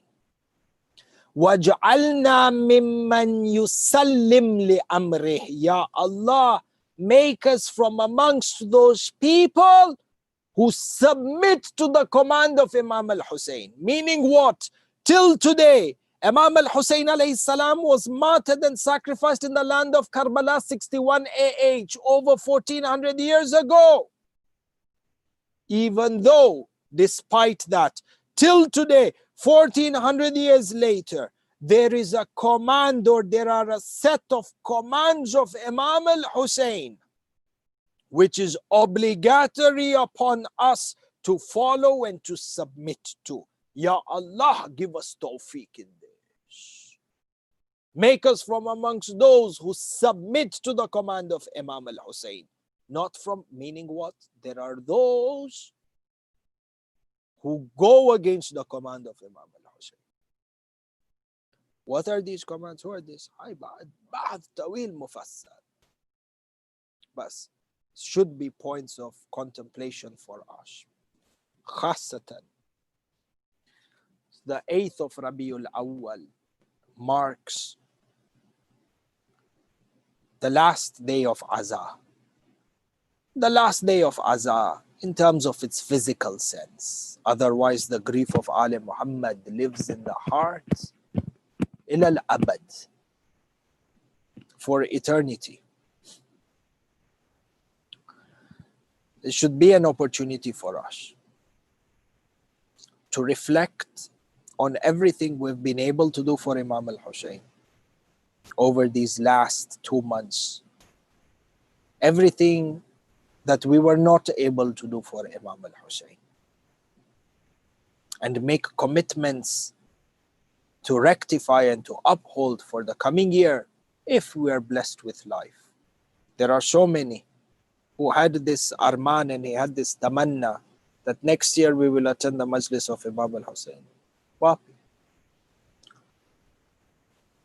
The life from them was taken.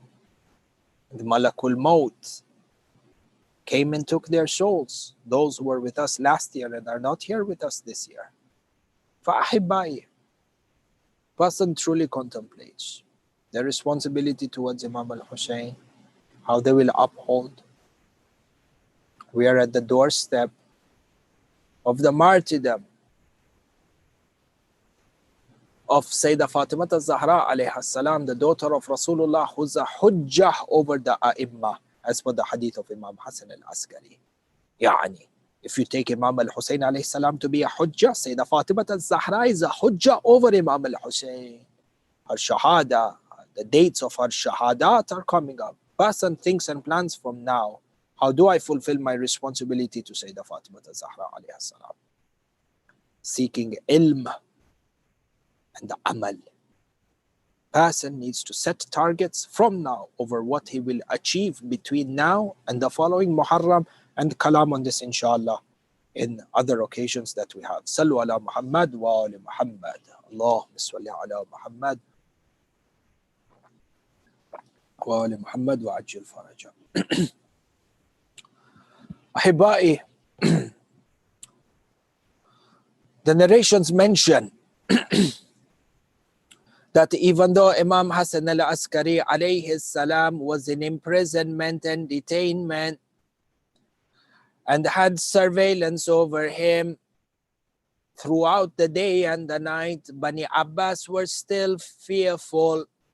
Bani Abbas was still fearful of the presence of Imam Hassan al-Askari, for they decided to take the devil's decision in terms of poisoning Imam al-Askari. The narrations mention that Mu'taz al-La'in administered poison to Imam Abu Muhammad Hassan al-Askari on the first day of Rabiul Awwal.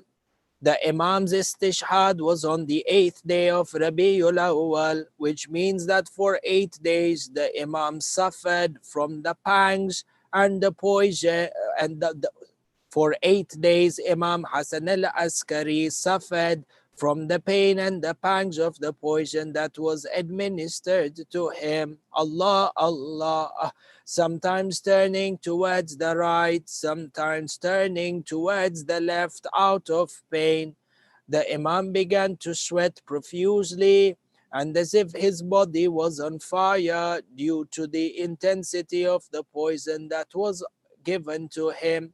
The narrations mention that as the poison was given to him, the forces of Bani Abbas insisted that government officials would sit in the house of Imam al-Askari and they would monitor the effects of the poison on his body. Mu'taz had made a command that 7 of the most trustworthy people within the government who were of the highest level of loyalty to Bani Abbas to be inside the house of Imam Hassan al-Askari and to monitor how his body was reacting towards the poison. There were to report to Mu'taz on a daily basis, and the command had come from Mu'taz to these 8 people that if there are any signs of recovery from the poison by Imam Hassan al-Askari, then make sure that you re-administer the poison and make sure the intensity is more such that he should not recover at all from this. Allah, Allah, the oppression of Imam Hassan al-Askari. 8 days suffering from the difficulty of the poison. The intensity was such that not only did it cause profuse sweating from the Imam, not only did the Imam feel that his body is lit on fire, but slowly as day by day went, the Imam began to become weaker and weaker. Allah, Allah. The servant by the name of Cycle in the house of Imam al-Askari says, on the final days before the death of Imam Hassan al-Askari, he had become so weak due to the poison, he was not able to move from the ground. He was not able to sit by himself. He was not able to eat by himself. The poison was such that it began to paralyze the body of Imam Hassan al-Askari. Allah, a youth at the age of 28 to be killed in this manner.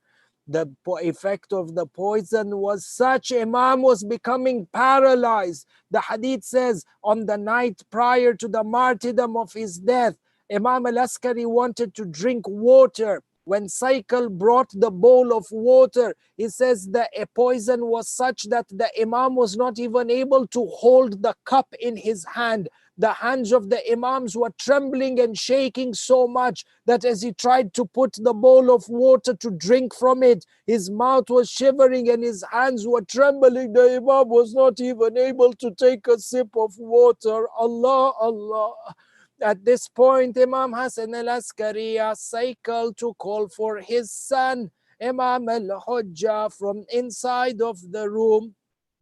By way of miracle, Imam al-Hujjah was in the house but was concealed from the sight of anybody else who was inside, except for a few trusted, including the servant cycle.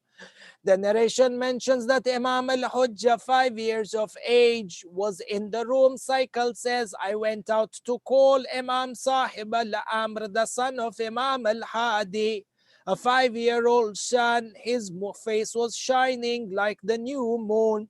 He was seated in the room on the ground in a form of prayer and in the form of worship. His hands were up in kunut towards the sky as he was engrossed within the dhikr of Allah Azza wa Jal. Cycle says, I called out to him and I said, oh my master Abu Muhammad is calling out for you. He says Imam al-Hujjah came out of the room and he walked towards Imam Hassan al-Askari. Allah, Allah, Ya Shia, let us present our condolences to the master of our time, Imam Sahib al-Amri wal-Zaman. Imam al-Hujjah goes and sits by his father, Imam Hassan al-Askari. He very gently puts his hand on his back and at the back of his head and sat up his father, Imam al-Askari. Imam al-Hujjah then held the bowl of water. He held it up for his father and he assisted Imam al-Askari to be able to take sips of water from the bowl. Ya Allah.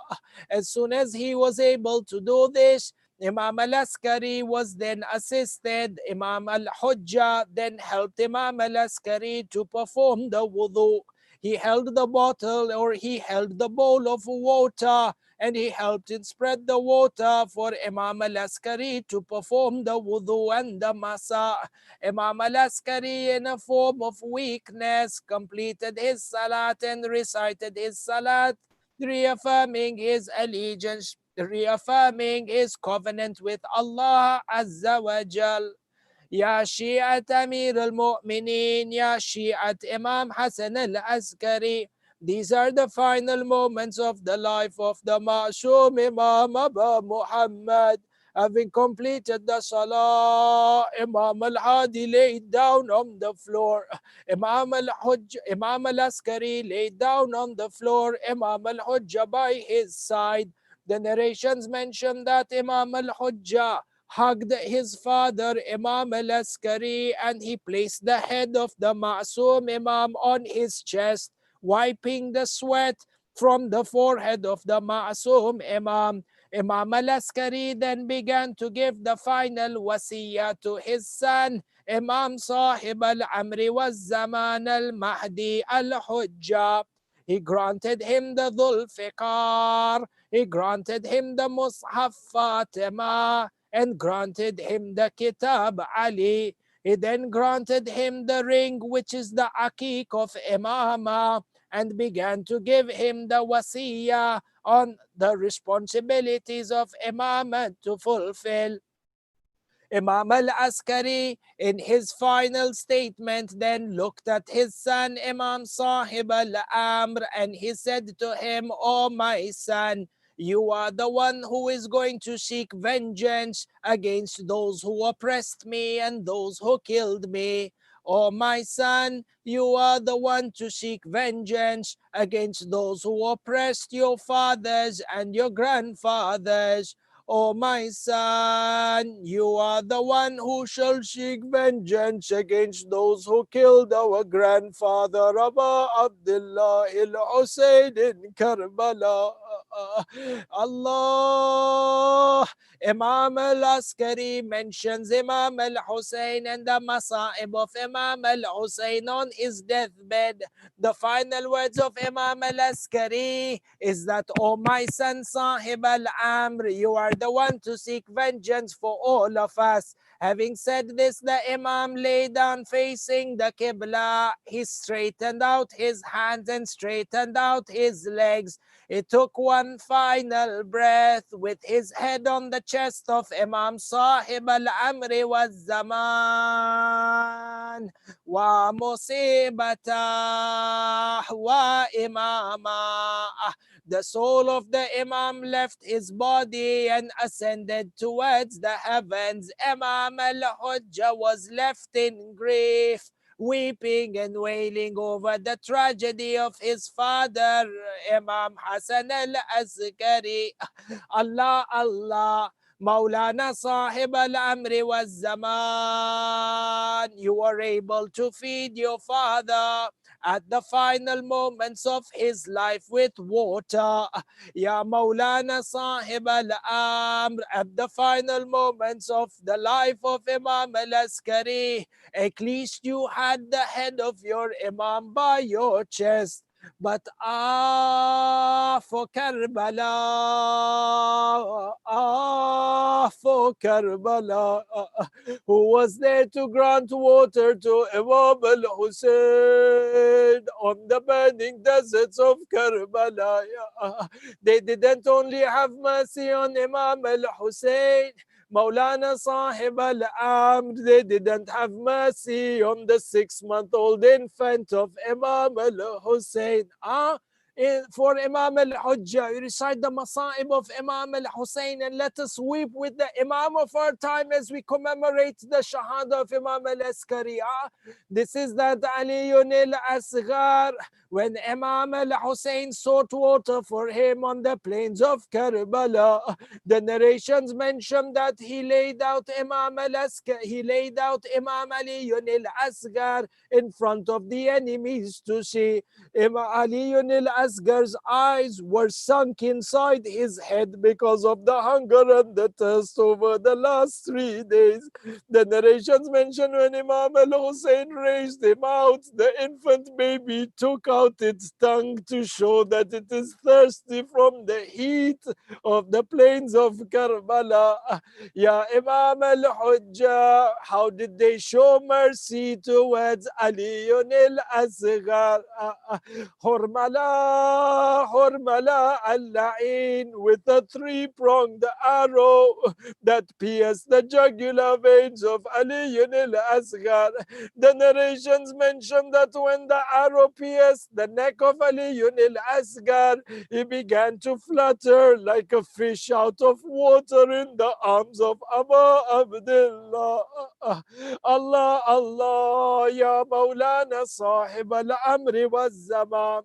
Your father Imam al-Askari's head was on your chest when he took his final breath. But Imam al-Hussein in Karbala, Imam al-Hussein in Karbala. Imam al-Hujjah himself says in Ziyarat al-Nahiya, when Imam al-Hussein fell off his horse, when Sayyid al-Shuhada fell off his horse, they began to trample upon the body of Imam al-Hussein while he is still alive. They began to trample the body of Imam al-Hussein. All this time, he looked across while he lay on the plains of Karbala, his cheeks covered in blood and sand, looking towards as the sweat of drop dripped down the forehead of Abu Abdullah. He would keep looking at the tents of his women to see the women being marauded by the enemies. Ya Abu Abdullah, this is Zainab coming out of the Khaymaga. This is Zainab coming out of the Khaymaga, shouting out, "Oh Shimmer, don't commit this crime."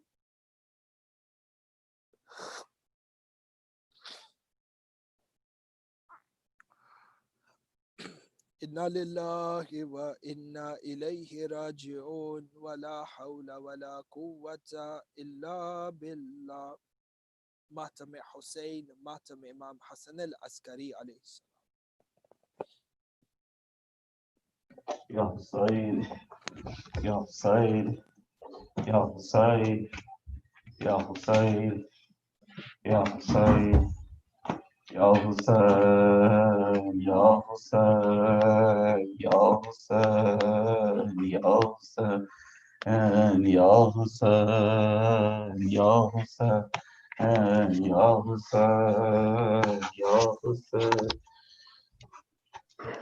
कहते थे शाह ज़मान बाबा हसन अस्करी। हाय ये क्या हो गया बाबा हसन अस्करी।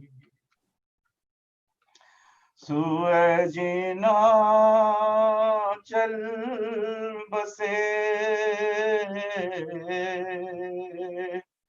कौन हमारा है दिल हुआ चुक रे मेरा बाबा हसन अस्करी। कौन था जालिम वो जिसने दिया जहर ये कर दिया बिन बाप का बाबा हसन अस्करी। कौन था जालिम वो जिसने दिया जहर ये कर दिया बिन बाप का बाबा हसन अस्करी। रोता हूँ बाबा खरा दीजो तसल्ली जरा कौन रहा अब मेरा बाबा हसन अस्करी। या हुसैन या हुसैन या हुसैन या हुसैन या हुसैन या हुसैन या हुसैन। हमको पानी ना मिले तेरी खुशबू तो रहे तेरे बाजू ना कटे चाहे मशकी छिंदे ये मगर हो ना सका तेरे बाजू हैं जुदा मुझ पे है तशना लगी तू ना आया गाजी। कितनी बेबसी बहन ए शहंशाह वफा नाम ले ले के मेरा जब ये जालिम ने कहा नाज था जिस पे तुम्हें अब बुलाओ ना उसे और मैं रोती रही तू ना आया गाजी। जब रिदा से चुनी मैं सदा देती रही तू ना आया गाजी। जब रिदा से चुनी मैं सदा देती रही आ गई शाम अलम लुट गए हैं हरम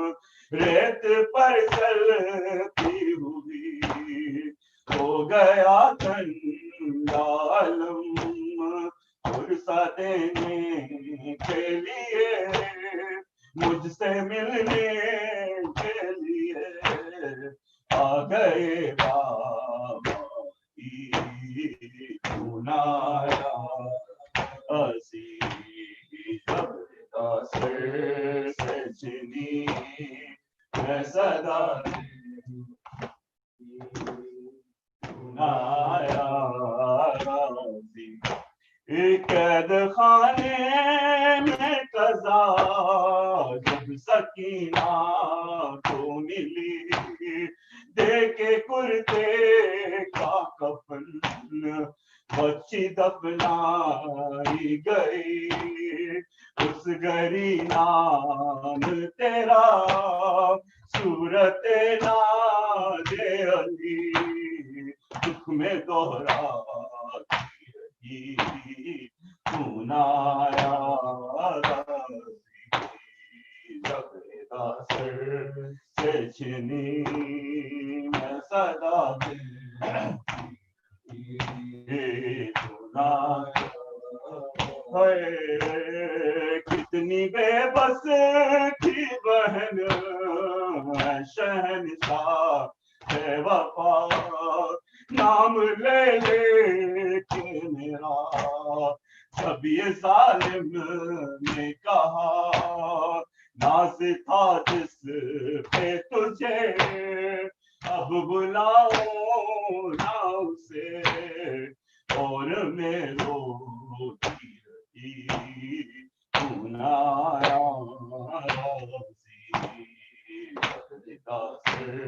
से छिनी मैं सदा दे सुनाया।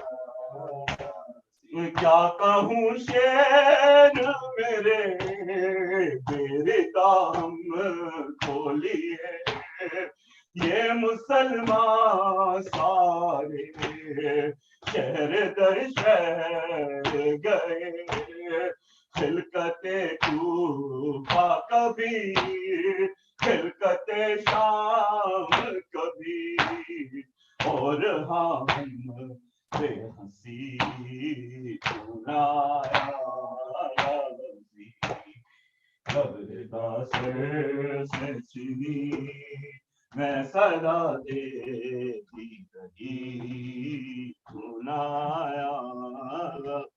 ज़हरा की बेटियों की दाएं गुजर गई, ज़हरा की बेटियों की दाएं उतर गई, हाय हाय ज़हरा की बेटियों की दाएं उतर गई, ज़हरा की बेटियों की दाएं उतर गई, ज़हरा की बेटियों की दाएं उतर गई,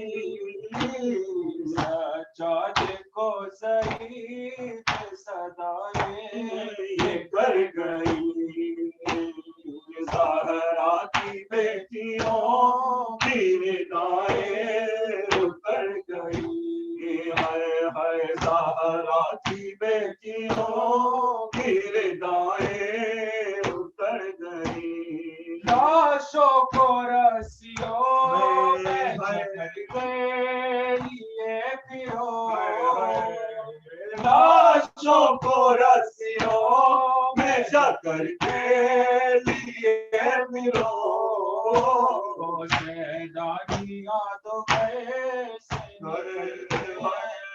मर गई, ज़हरा की बेटियों की दाएं उतर गई, हाय हाय ज़हरा की बेटियों की दाएं उतर गई, चाहती थी जो कभी कभी ज़हरा की कब्र पे, चाहती थी जो कभी कभी ज़हरा की कब्र पे, जाने खुदा हुजूम से कैसे गुजर गई, हाय हाय ज़हरा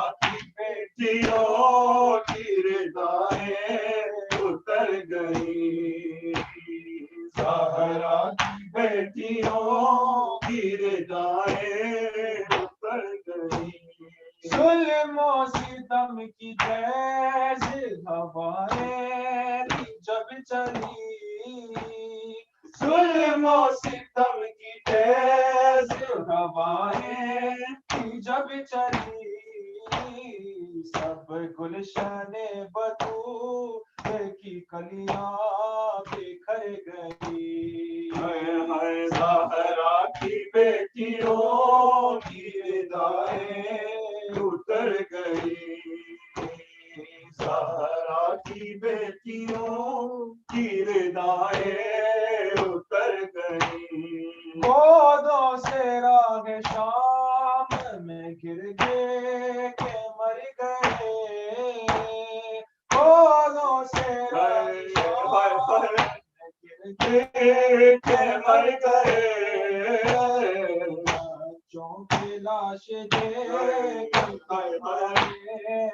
मर गई, ज़हरा की बेटियों की रिदाएं उतर गई। हाय हाय ज़हरा की बेटियों की रिदाएं उतर गई।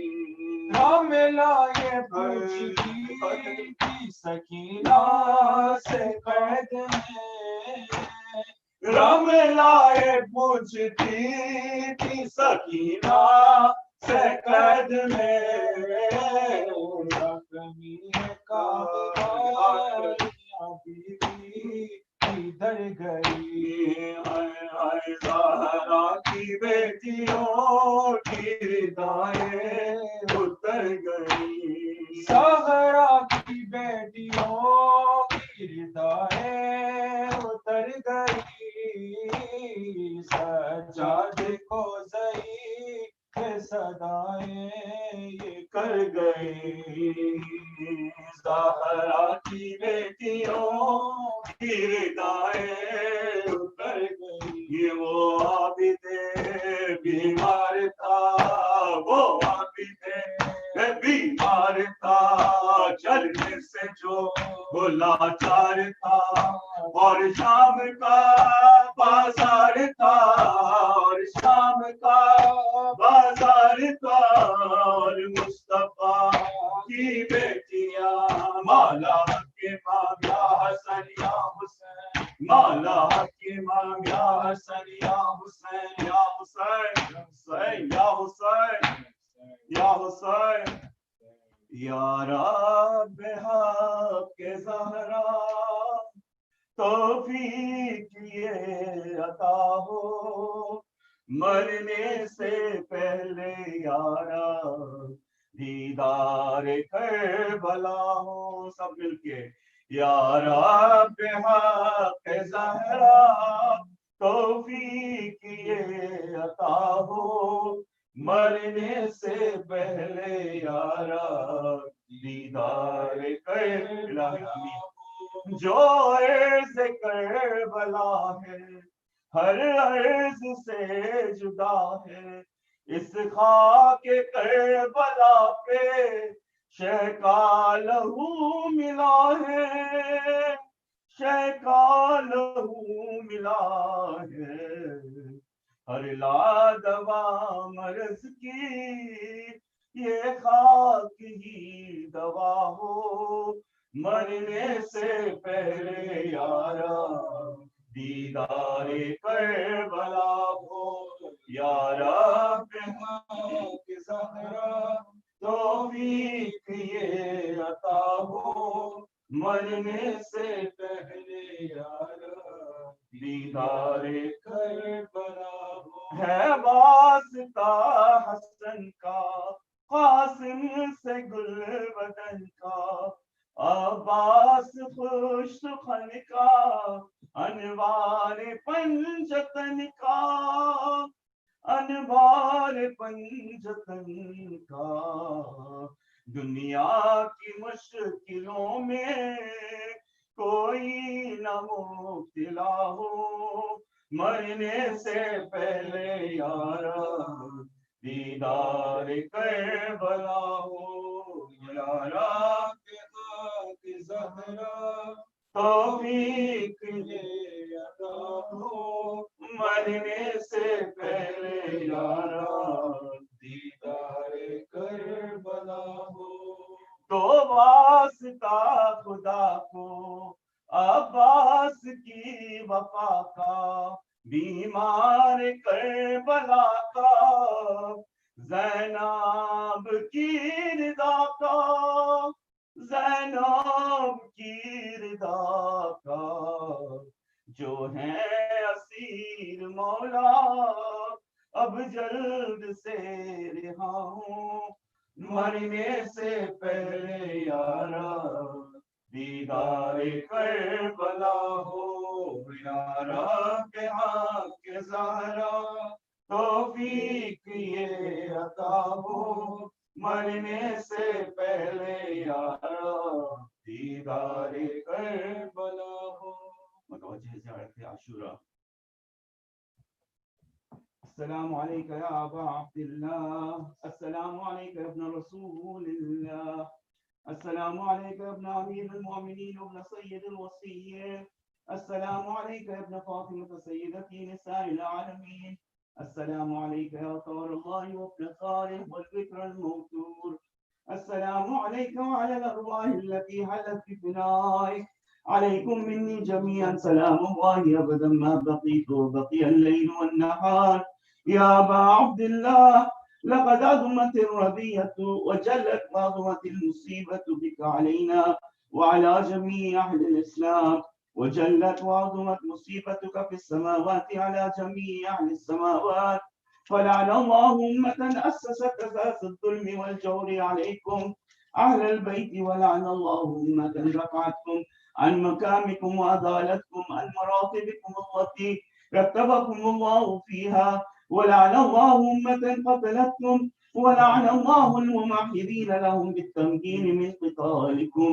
برئت إلى الله وإليكم منهم وأشياعهم وأتباعهم وأوليائهم. يا أبا عبد الله إني سلم لمن سالمكم وحرب لمن حاربكم إلى يوم القيامة. ولعن الله آل زياد وآل مروان ولعن الله بني أمية قاطبة ولعن الله ابن مرجان ولعن الله عمر بن سعد ولعن الله شمرة ولعن الله أمة أسرجت وألجمت وتنقبت لقتالك. بأبي أنت وأمي لقد أضمن صابي بك، فأسأل الله الذي أكرم مقامك وأكرمني أن يرزقني طلب ذلك مع إمام منصور من أهل بيت محمد صلى الله عليه وآله. اللهم اجعلني عندك وجيها بالحسين عليه السلام في الدنيا والآخرة. يا أبا عبد الله إني أتقرب إلى الله وإلى رسوله وإلى أمير المؤمنين وإلى فاطمة وإلى الحسن وإليك بموالاتك وبالبراءة ممن أسس أساس ذلك وبنى عليه بنيانا وجرى في ظلمه وجوره عليكم وعلى أشيائكم.